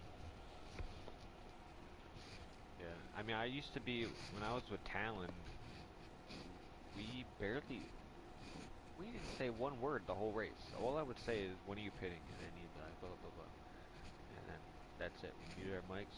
I talked to him at the end of the race. Like, we didn't talk at all. We just did our thing, and that's really it. We were there if we needed each other for anything, but other than that, you don't talk to your teammate, really. yeah, I know when season 10, when I was in that party chat with Secret, we did it for the first half of the season, I'd say. Like, he would talk a lot, but I mean, it wasn't too bad because like, besides him, like, boosting his ego, like, we would talk strictly about strategy, or at least I try to keep it like strictly on that. But like, there's always so much background noise going on around him because like his mom's constantly calling him or whatever. Yeah. His mic's terrible as well. Yeah, and then like, I have a really cheap mic, so like it doesn't have a mute button. So I have to unplug. I have to unplug it when like I'm not talking, or I don't want anyone to hear what's going on. So like, if I were to talk to someone and then like I want to stop talking, I would have to like reach down below like my legs to unplug the mic from the controller, But at the same time, if I do that, I'm risking like the controller being or taking over as the main device and like completely screwing me over. So Yeah, I mean, at least you could just not talk. But yeah, but like that's what you have to do. the I mean, for me, you'd if I had my mic down, you'd hear me breathing heavy. That's amen. Thank God for the night view button. Jesus Christ. I used to be worried about this kid in season 9. God. You'd have thought he was running a fucking marathon. That's why we muted our mics. I was fucking worried about the kid. If you guys have ever been in a party with Forza, you would. Oh my goodness, he is fucking terrible. Like, I mean, the worst. I've done a few races with Professional and GT when they were teammates last season. I don't think I've ever been in a party with anybody else. Usually, like, because there was one or two races you didn't show or something, and then I'm like, alright, I'll go with them. So, you know, we did pre-race practice together and stuff like that, but... And they were fine as well. They don't talk. GT doesn't talk. Professional, we mute our mics. We say when we're going on the lap, like, we're very respectful that way. When, you know, we know people are actually competing and stuff like that. But, yeah, I can't be in a party and then it's like, man. I've been in parties before. I think I'd done it once when it was, like, more than, like, there was, like, 5 or 6 people in the party. And this one guy, and it was way back. I don't even think it was in TCR. It was another league. And like since that day, I've not been in a big party, like at all. I think the worst example of like talking in a party is Broom. Like the guy you see in TCR and the guy you see we see, like me and Taz in the other league, is like it's almost two different drivers. He's like fucking terrible at that league. He just spends the whole time chatting, and then he chats so much that he loses concentration and starts gathering like time penalties, and then he starts moaning about the game. Oh fuck this game! Why did I get this? Why did I get this invalidation and shit like that? And he's so fucking slow. And then come TCR, like he puts it on pole and he gets podiums here and there. I'm like, what the fuck? So yeah. Whenever I interview him in silver, he's basically yelling down the mic when he's like answering questions. yeah. It always catches me. Dog has no regards for anywhere it is on track. There was a clip that Turkey Wrecker sent me. I think it was like the last 2 laps at Russia. Turkey had to tell him to shut up because Broom was like screaming or whatever. And Turkey was. Oh yeah, no, I saw that. Yeah. Yeah, I saw that. The proudest mic moment has to go to Fabregas. Oh my god. In the 100% race. And actually he invited Broom. Wait, who's that? Broom? I don't even know who that is. Broom handle did a cameo in that 100% race. he was yeah, he was invited to the party and he didn't know like the race was going on. It was like the most hilarious shit ever. But Oh my god, Blinn did that too. Yeah, he did. I don't know, this was like on my Tuesday league where all these sweats, I'm fucking Red Bulled up, I'm in the zone, all these esports guys, I gotta be on my shit. And then we're in like whatever the exclusive thing is for like just the board of directors. And Chris tells them to like not go in there because we're league, cause I'm racing. And Brendan's like, hey guys, how's it going? I literally said in the chat, I'm like, TCR officials don't join, because I'm like, I could trust them, right? No, I can't. I can't trust them. They come in, I'm like, join the party, we're in a league race. Boom, Blinn joins. I'm like, Blinn. I'm like, what the hell? I said, don't join. He's like, yeah, I know, I wanted to say hi. He's like, yeah, I know, I wanted to say hi. I'm like, I was actually mad. I'm like, we're busy here, like, get out. That's the sweat league, I'm like in the zone, and Blinn's like, hey guys, how's it going? But Seafreeze, you don't know, like Jeffries, you don't know like the 100% race of season 10, like the post-race interview when Fabregas was really drunk. Yeah, who is that guy? I That don't was know who that is. amazing. Yeah. That was like my I'm trying to remember. He went on a post-race rant. He's a commentator Do you guys for even- one race or two. Do you guys can even Oh drive in real life? shit! I Yeah. remember him now. That's the one. Oh my god, I remember that kid. That was when, like, yeah, me and Speedsta, we were in the interview things, whatever, and yeah, Shinibor was there, and this guy, he went from talking about our race to driver's license, and I was like, what? I know exactly who you're talking. That's where I remember that name from. Yeah, Oh unfortunately, unfortunately, he's not a boy either. He's like 37 or something. God. He's just a bitter fuck, I'd say. Yeah. yeah. And I remember, yeah, he was Well, I talking shit remember about even- Speedsta, about does he know how to drive? Like, Yeah. oh my and, god. and But I remember Taz even lost during the race, he was just saying like random stuff that had nothing to do with what was going on track. Yeah. One of them Remember was he kept just cutting like, off Bullet, okay, and I thought that shit was hilarious. yeah. and then Taz lost his shit in the interview. He was laughing so hard. When he did Oh, like, man. the Fanatic promo. I'm pretty sure I'm pretty sure I wasn't the only one. I'm Fabregas 115 and I use Fanatic. I'll have to look that back because I don't remember. Seasons 10 of Platinum at Silverstone, the 100% in the interviews. This guy was just. I remember I got like a cool overtake, and Blinn was trying to mention it for like 2 laps, and dude just would not like let him Yeah. get a word out.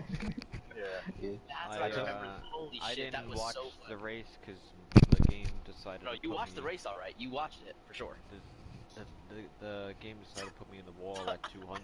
So I mean, I put that interview on repeat just for a laugh. I'll have to look at it.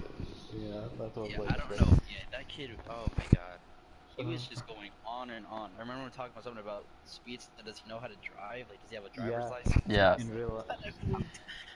And how old are you guys and shit like that? Oh, It was so odd because it felt like someone had upset him, but I know. no one had even said anything to him. Was that the guy who interrupted Blinn every time they were doing the Yes. commentary? Yeah. Exactly. Yeah, yeah, I remember Yeah, that was guy. when Blinn, he went in the thing. He was like, "Do not ever let him in the comms back again." Blinn was like mad, and you know it's hard to get Blinn upset. Yeah. True.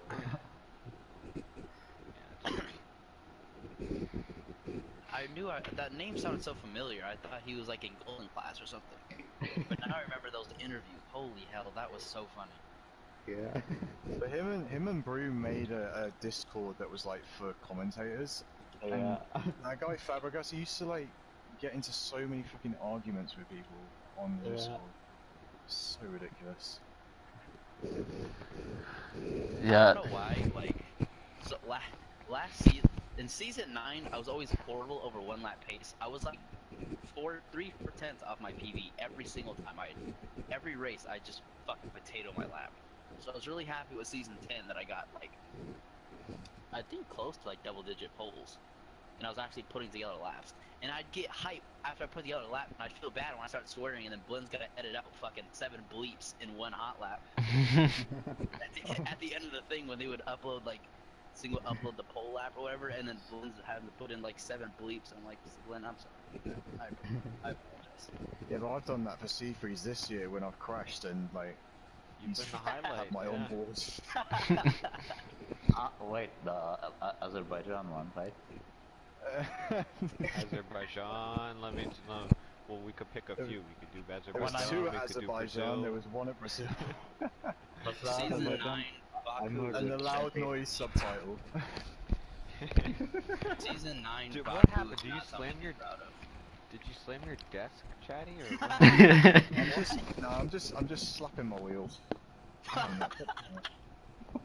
because like you hear him crash, he says all these things, and then you hear a loud smack. You just hear a Yeah, pretty much. I just feel bad for Sean, professional, because like yeah, we're pretty quiet most of the time, and then when I crash, I'm always like losing it for a few seconds. And professional's reaction too is so funny. It's like you crashed out, you did all this thing, and you're explaining it to him, and then he's like in the background, he's like, oh shit. Oh yeah.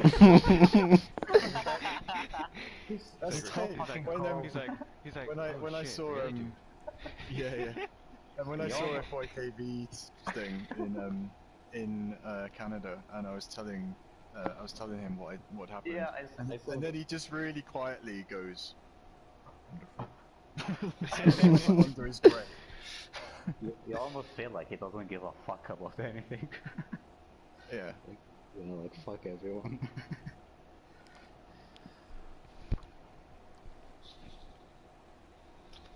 Yeah, it's always fun, the radio messages. Yeah, I don't know I don't know if there's not going to be a platinum highlight, but I don't know if I'll do a golden one this week. Yeah, the only race I led, he won't put a highlight for. Yeah. You guys don't deserve it. No one showed up today. Yeah, but I mean, that's not our fault. Oh. I mean, the battle between you guys looked pretty good, but yeah. I mean, after that, it looked like didn't nothing talk happened. Much about the race. Me and Jones kind of went off, and we kind of talked our own stuff towards the end of the race. Yeah, that doesn't surprise me really. Once you got the lead, it was pretty much like it was a couple of battles here and there, but it's nothing to get excited about. Yeah, I was looking at the mini map, but like everybody was spaced out, so it's just like just seems like one of those races. Before people pitted for the softs and were much quicker, I had like a 6-second gap ahead of me and behind me, like halfway through that race. It's boring. Russia 2.0. Yeah, overall, I'm quite glad about like my pace progression, because I remember the first TCR race I did was like it was some open lobby in Germany, a practice, and I got fucking lapped like around lap 10 or so. So I was like maybe 3 seconds off from now. So yeah, I mean, I should race in golden, right? The end of the 100% race in the Cos box is too fucking funny. That guy is, oh my god. Yeah, I raced golden like, I think what was his name? Log. He let me join like PCR and then left on the next day, which was a bit funny. I tell you, some weird stuff happens, man. There's so many people that are just weird. I told him like I don't run no assist, and he told me like, yeah, you can join golden because you can just jump into platinum. So I was a reserve for like some races, and then I almost didn't join platinum in season 10. Like I remember like I was put like 1v1 against, what was that Irish guy? The guy that's end of the world. Yeah. Oh yeah, you guys did do that. I forgot about that. Yeah, like basically I had to do like a third pre-season test. You did a private session with me. You did I think Professional was there too. We did a private session.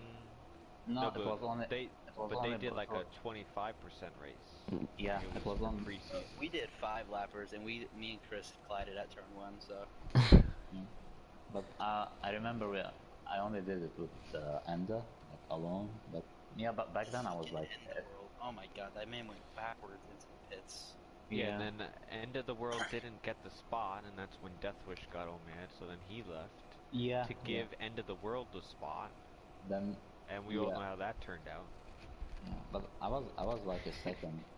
I think I was the second slower back then on the game. I think it was like 1 month after the game came out or something, so I didn't understand. Oh my, what was that?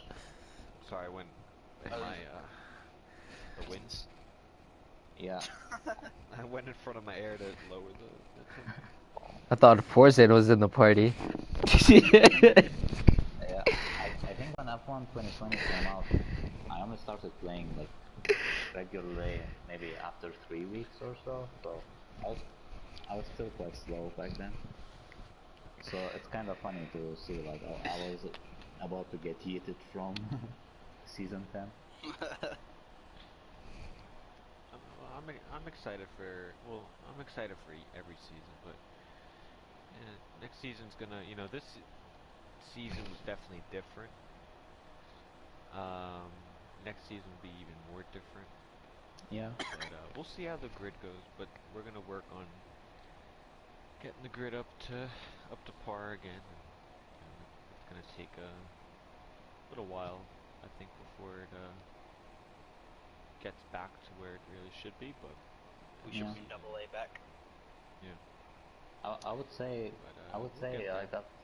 I would say I got lucky though with teammates. Like I had Sean at I first, didn't. and then and Taz, then Tav, like, so very quick driver. So obviously I have to up my game, and that helped a lot. So yeah, that's something nice. Like, because if you have a slower teammate, you just take it easier, and you don't maybe practice that much or care. But well, if you have like a faster teammate, then you don't want to look that fucking bad. Yeah, so we'll see. I don't We'll see know. how I it don't. goes. I don't really. I don't really think too much about my teammate in terms of like beating them, because it's not like real F1 where they're the only person competing with you on the same keel. You know? Yeah. It's just like just try and be quick. Try and beat everyone. I only want like whatever I looked in for a teammate was only, I didn't want a slow teammate, and I didn't want um. Thanks. I mean, you were slow, but No, the fuck I wasn't. like I wouldn't pick certain people, like they wouldn't get any points. But and then just someone I can really just like someone who's gonna put practice in, and we can practice together. That's kind of like I've had teammates in the past where like we would talk party. It's like, well, I'm not really invested in racing because if my teammates, when I don't barely talk to him or he doesn't do practice with each other, it's like it is what it is. Like, See, I still haven't. TCR still didn't have actually had a teammate. Because before TCR, when I was first, I had just started league racing. And of course, you do like AOR and stuff, which it's AOR, so it's not like you really have teammates or whatever. At least the majority of the time, especially in these, it'd be equivalent to like AOR F8 or some shit like that. So I never really had a team. Yeah, sorry. Oh no, you're good. Yeah, well, what's the inside joke about Spencer and missing apexes? Alexander, he's funny. Yeah, I mean, no, I No, remember. every Yeah. single time, like you don't want to start behind him on the opening lap. Because if you do, you are like 5 seconds off from the guys in front. He, I think, gets nervous on the opening laps, and he misses every single apex on the opening laps. Once you get by him, he'll hit every apex, and then he's stuck with you the whole race. But then you lost 5 seconds from the leaders. Yeah. So it's like on the opening lap, you go past Xander. You go past Xander. You do not want to get stuck behind Xander on the opening lap. He will miss every apex, and you'll just be stuck behind him. Like Yeah. I remember I was in USA, and he missed every corner in USA. Japan, like forget about it. Like through the S section, you're just stuck behind him, like the entire first sector, the whole lap, really. I mean, That could be as well, though, that like because I know sometimes if people just practice on time trial, they aren't ready for like heavy fuel load when they get into an actual race. Yeah. And they just understeer everywhere because they're braking like they would. That's similar problem. He to what raced I in have. season 9, right, Xander? Yeah, that was the last time he raced. So that season was quite evident. Because I still struggle with that now. Because like, I hit apexes, but I just get like nervous on the first lap, And especially with like all these like top tier and eastern sides that I'm competing against who are all so close. Like as soon as the race starts, you immediately feel like 10,000 pounds weight in the air. So like, and like with me practicing by myself in that league, I'm used to doing laps, even with like high full fuel loads on the reverse strat, so like the less grippy tire and that kind of thing. But unless you're with another person, there's really nothing you can do to like replicate the dirty air. So like I do the same thing too, to an extent. It's just really hard for me to like get adjusted, and like as soon as the race starts, it like takes me too long to get into a rhythm. Because those guys, as soon as they get past like turn 1, 2, they're fucking on. And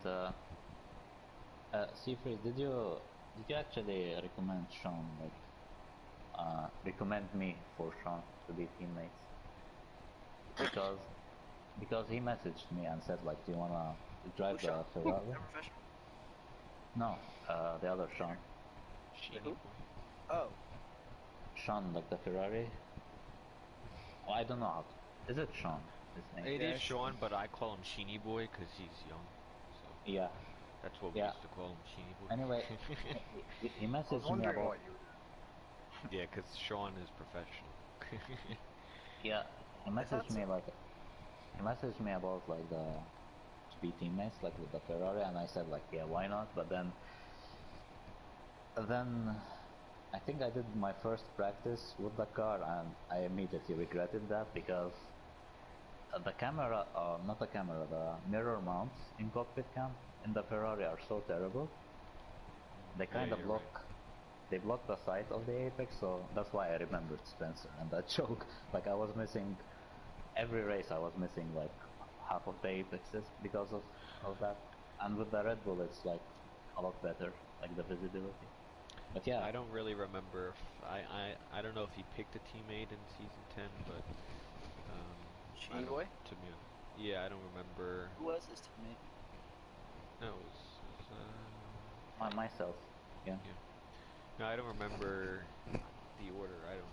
To be honest, I don't remember. But then he loved to race on hard tires, like every fucking race, even if it's a bad strategy. Still, hard tires. Yeah, no, Sheeny Boy was always like, I mean, Breezy will say this too. A lot of guys will say it about him. He could just show up, do zero practice. I mean, the guy doesn't even play the game. Like, he doesn't even race F1 like a lot. He could get on the game and do a competitive time and win. You know, like, and quality. Like his one lap, he's just naturally talented. He can just throw a lap out there and he doesn't. He just throws a car around. That's all. But I think has that's his because own style of doing things. It's because of his like go-karting real life. He showed me some stuff, and he's fucking good there. So he's able to translate that into the game. So yeah. Yeah, the karting way is pretty much none.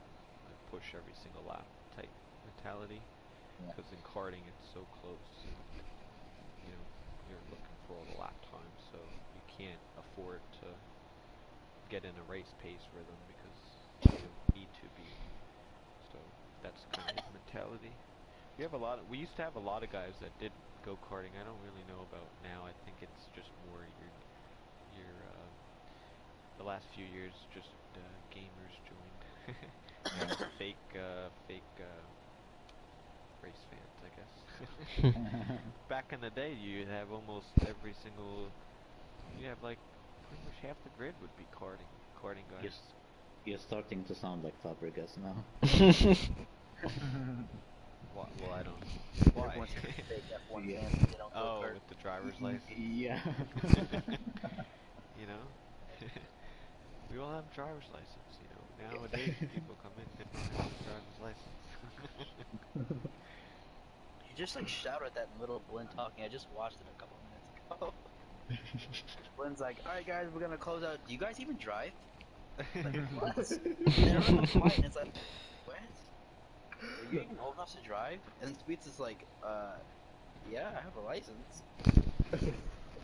It's just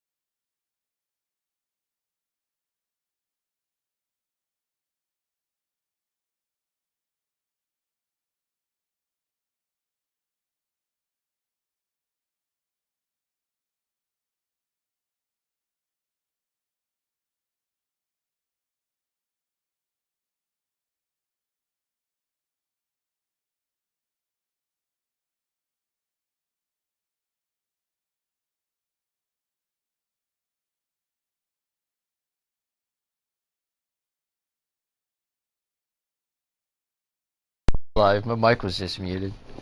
Yeah. Is Taz alive? Yeah, no, I died on my couch. Well, it sounds like that, like Well, sort of. at least on your last day, you can say you won. Yeah, but I mean, we are speaking. I tell Chris this all the time, that like he needs some sort of like emergency contact of mine, because I live by myself, and if I have a stroke, I have nobody else to save me.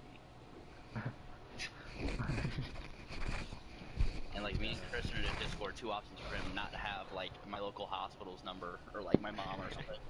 Like he needs something, because like if I stroke, like no one, that's gonna happen. Yeah.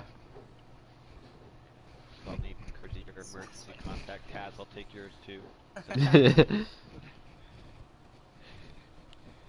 Actually, do you guys live like nearby in the US? Like Relatively. Taz, I know. Taz is like from Ohio. Yep. If I'm not wrong. Oh, I'm from Michigan. Nice. I'm from Dubai.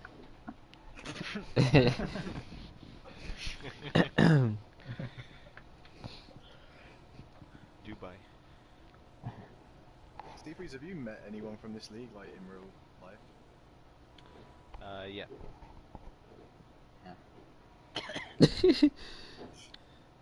You want to elaborate? You didn't ask me who. I was waiting for the follow-up. I think I was just giving you the three-way. You know, No, me and Jones met up for we went to a Formula E race in New York City. Oh, nice. Who the fuck lives in Michigan? I live in Michigan. I don't even know. It was actually 2 summers ago in 2019, and then I don't know. We might have probably would have went last year, but you know what happened. There's a lot of people that live around the New York area, so I probably would have done more. But yeah, we had fun at the Formula. We should start a sim rig there. We had a lot of fun at. We need to start a TCR to get as many people as possible to go to Miami GP. I mean, to happen. Oh, is that 2022? I think so. Yeah. Yeah. I'd be too nervous.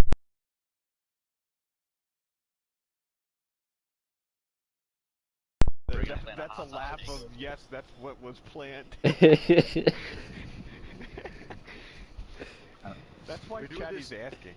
Because he wants to meet up with me one day and kill me, and then he'll get the ownership of the league because he killed the owner. Is that how it works? I mean, this isn't like the Middle Ages. Kill the king and just make sure when we meet up, just make sure you bring your social security card, okay? Yeah, and actually Spencer would have liked to meet, but he ends up missing the apexes too. He missed the turn to go to the airport, so he went to his vegan 7-Eleven. He ends up in Dubai. Yep. I feel like if I met anyone though, all that would end up happening was I would go, your face doesn't match your voice. Yeah, exactly. That's the first thing I said to Jones when I saw him. I'm like, you're a lot skinnier and slim than I thought. He's like, yeah, you know, well, I gotta stay slim and fit to fit in the race car. He's like, his voice sounds fat. Yeah, pretty much. Yeah, I'm pretty heavy myself. We need to bring Blinn and his like family of 6. Now TJ lives very close. He lives 30 minutes away, 40 minutes. Which is like alarmingly close, like, you know, that's too close.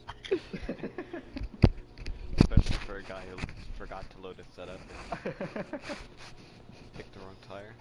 Yeah, next time you'll be giving him advice at the start of the race and he'll knock on your door. That's what I'm saying, you gotta get to his house and do it, Chris.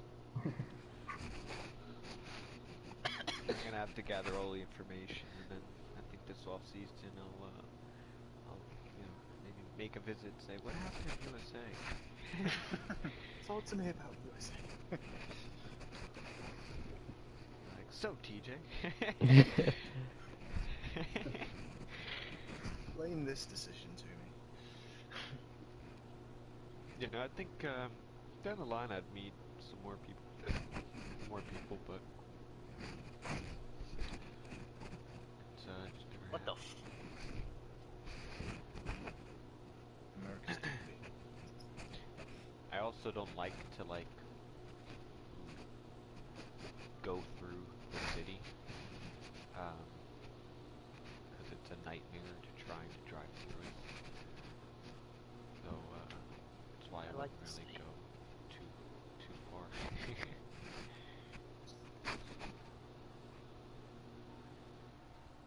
Speedster as well. He's up in, and that's alarming as well. He says he comes down for the summertime, so like he might even be 20 minutes right now. Is it alarming because you keep seeing $20 like on the front Yeah. of the door every time? That joke will never die. These guys are gonna pay you to meet up with these heroes. Yeah, it'll be a 20-minute, $20 Uber ride to get to his house, and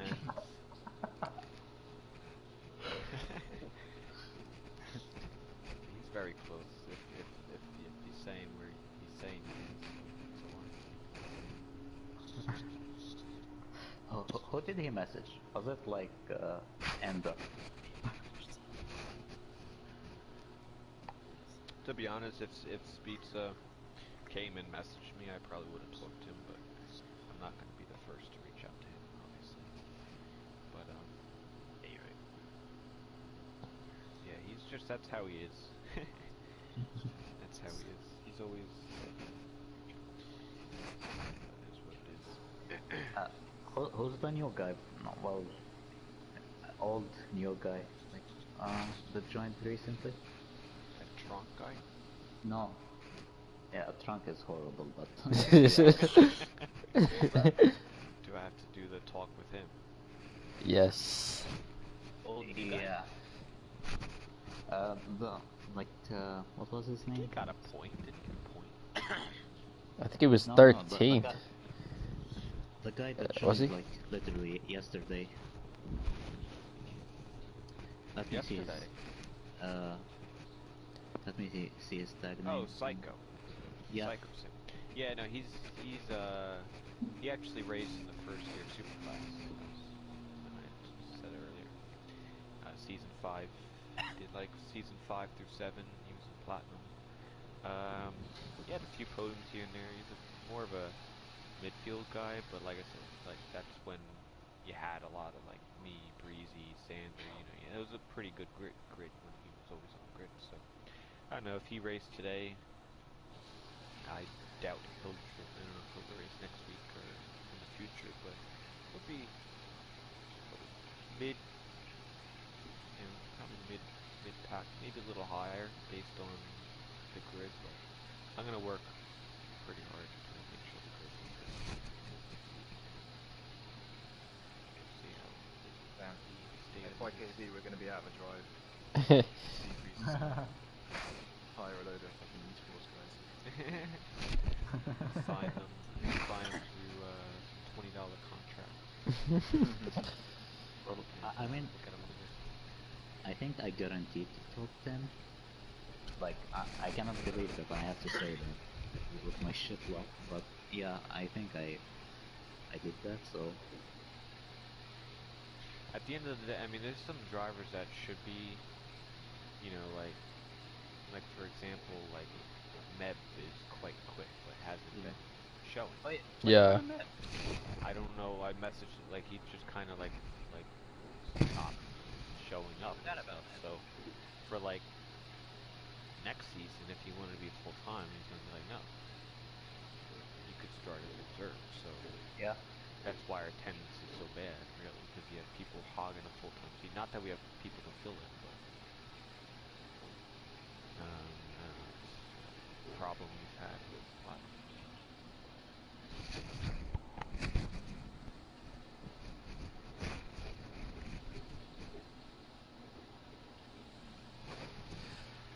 What time is it?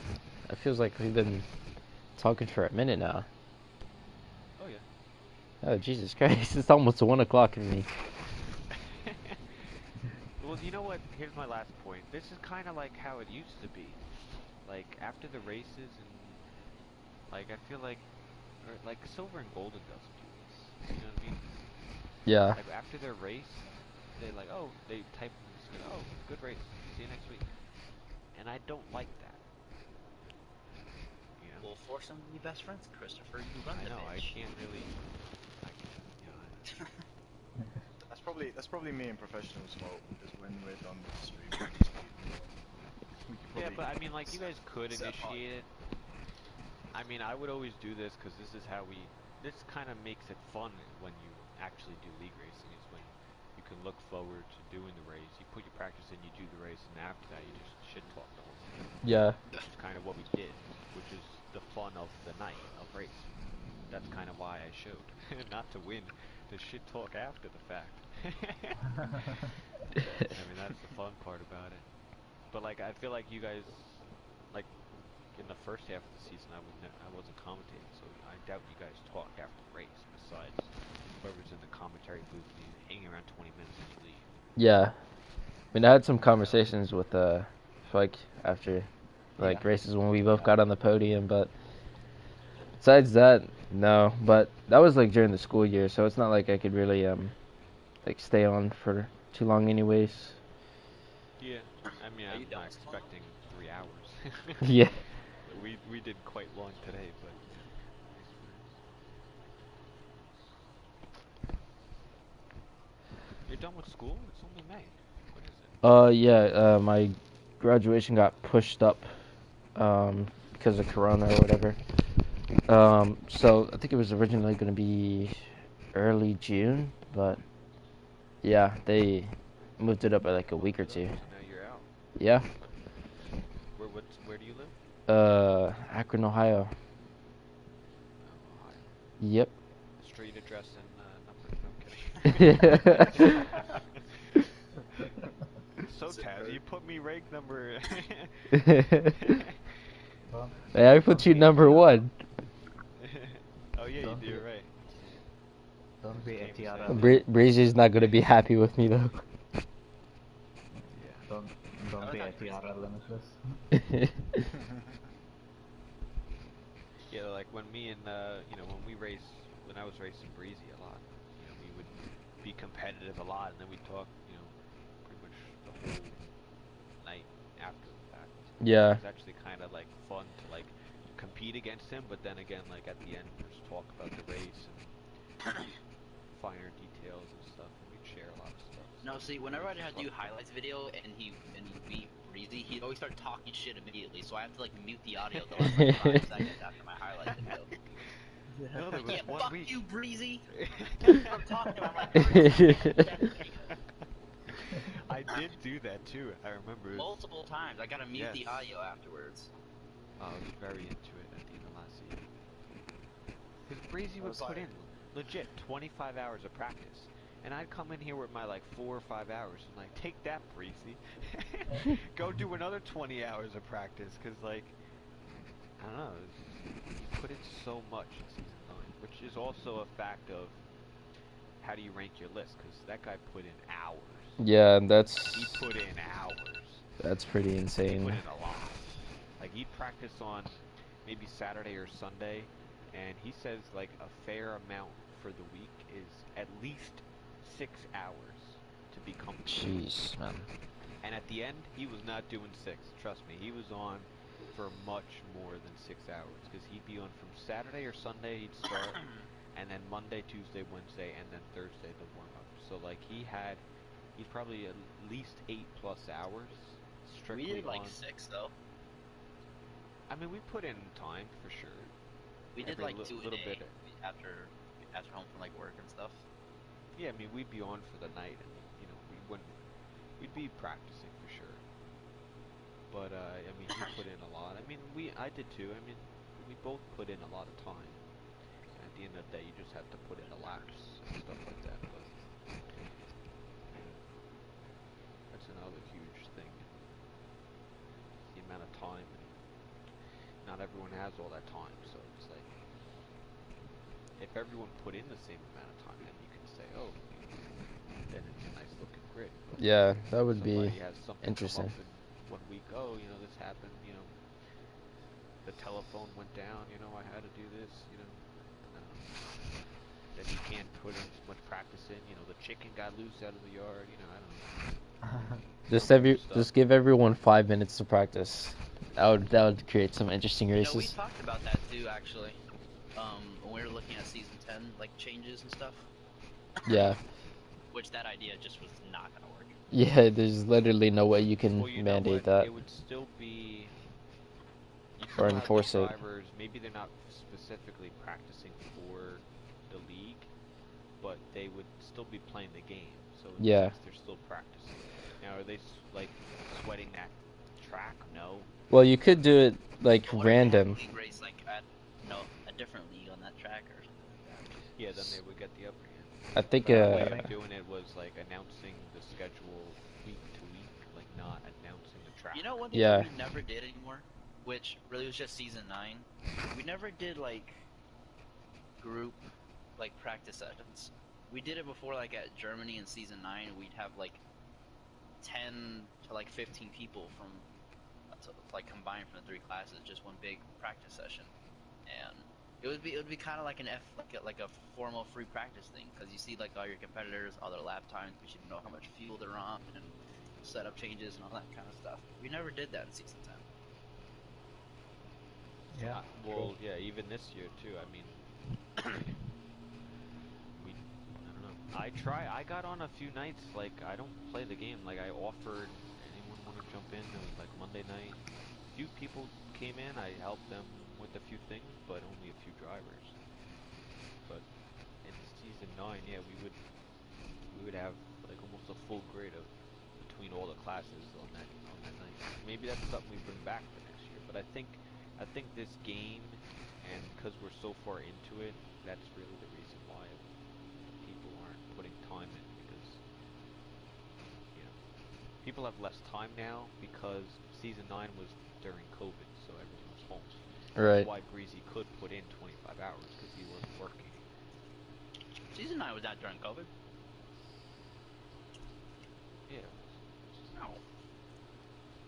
Remember, our season ends like just before Christmas, right? Yeah. That was last year's season 10. Yeah, I was talking about season 9. 9. Yeah, I'm talking about season 9. Season 9 was the spring. Well, yeah, it was during COVID. Yeah. Really? I started right at the Gold. start of it. That's why I was able to commentate silver, because our work shifted hours. Honestly, I don't remember anything about my life when season 9 was. Yeah, I don't. It's hard to remember, but yeah, season 9 was during COVID, so a lot of people were home, and, people were racing and stuff like that. And season 10, I think the game has a lot to do with it as well, because I feel like it's not as, I don't know, I feel like people get bored of it easier. I don't know, it did for me, but I don't know. Well, maybe bring that back. And we used to do the Sunday races as well. We used to do the 100%. When you do 7, do a bunch of things on Sunday nights for different events that we host almost every week. We have races, 5-lappers on Sunday night. When's the last time we did that?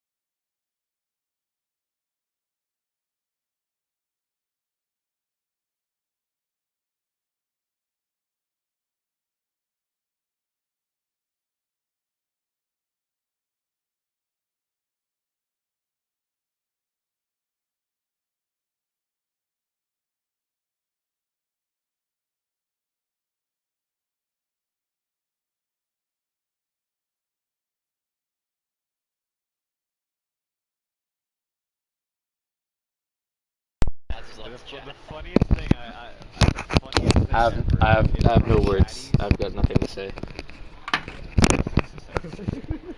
The funniest thing is when you saw the battle with me and Cat.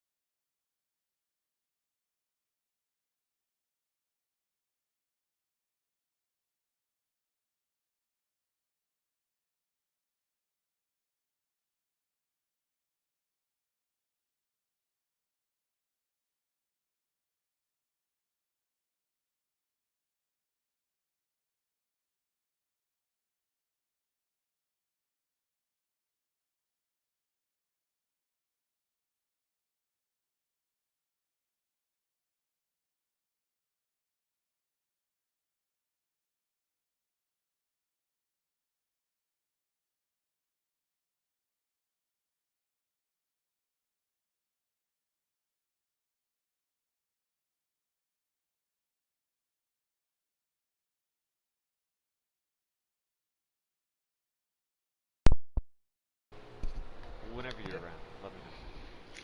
Message. Yeah, like Tuesday and Thursday, because obviously racing comes then. Nice. Maybe The after. evening time? Yeah. Yeah. One of those work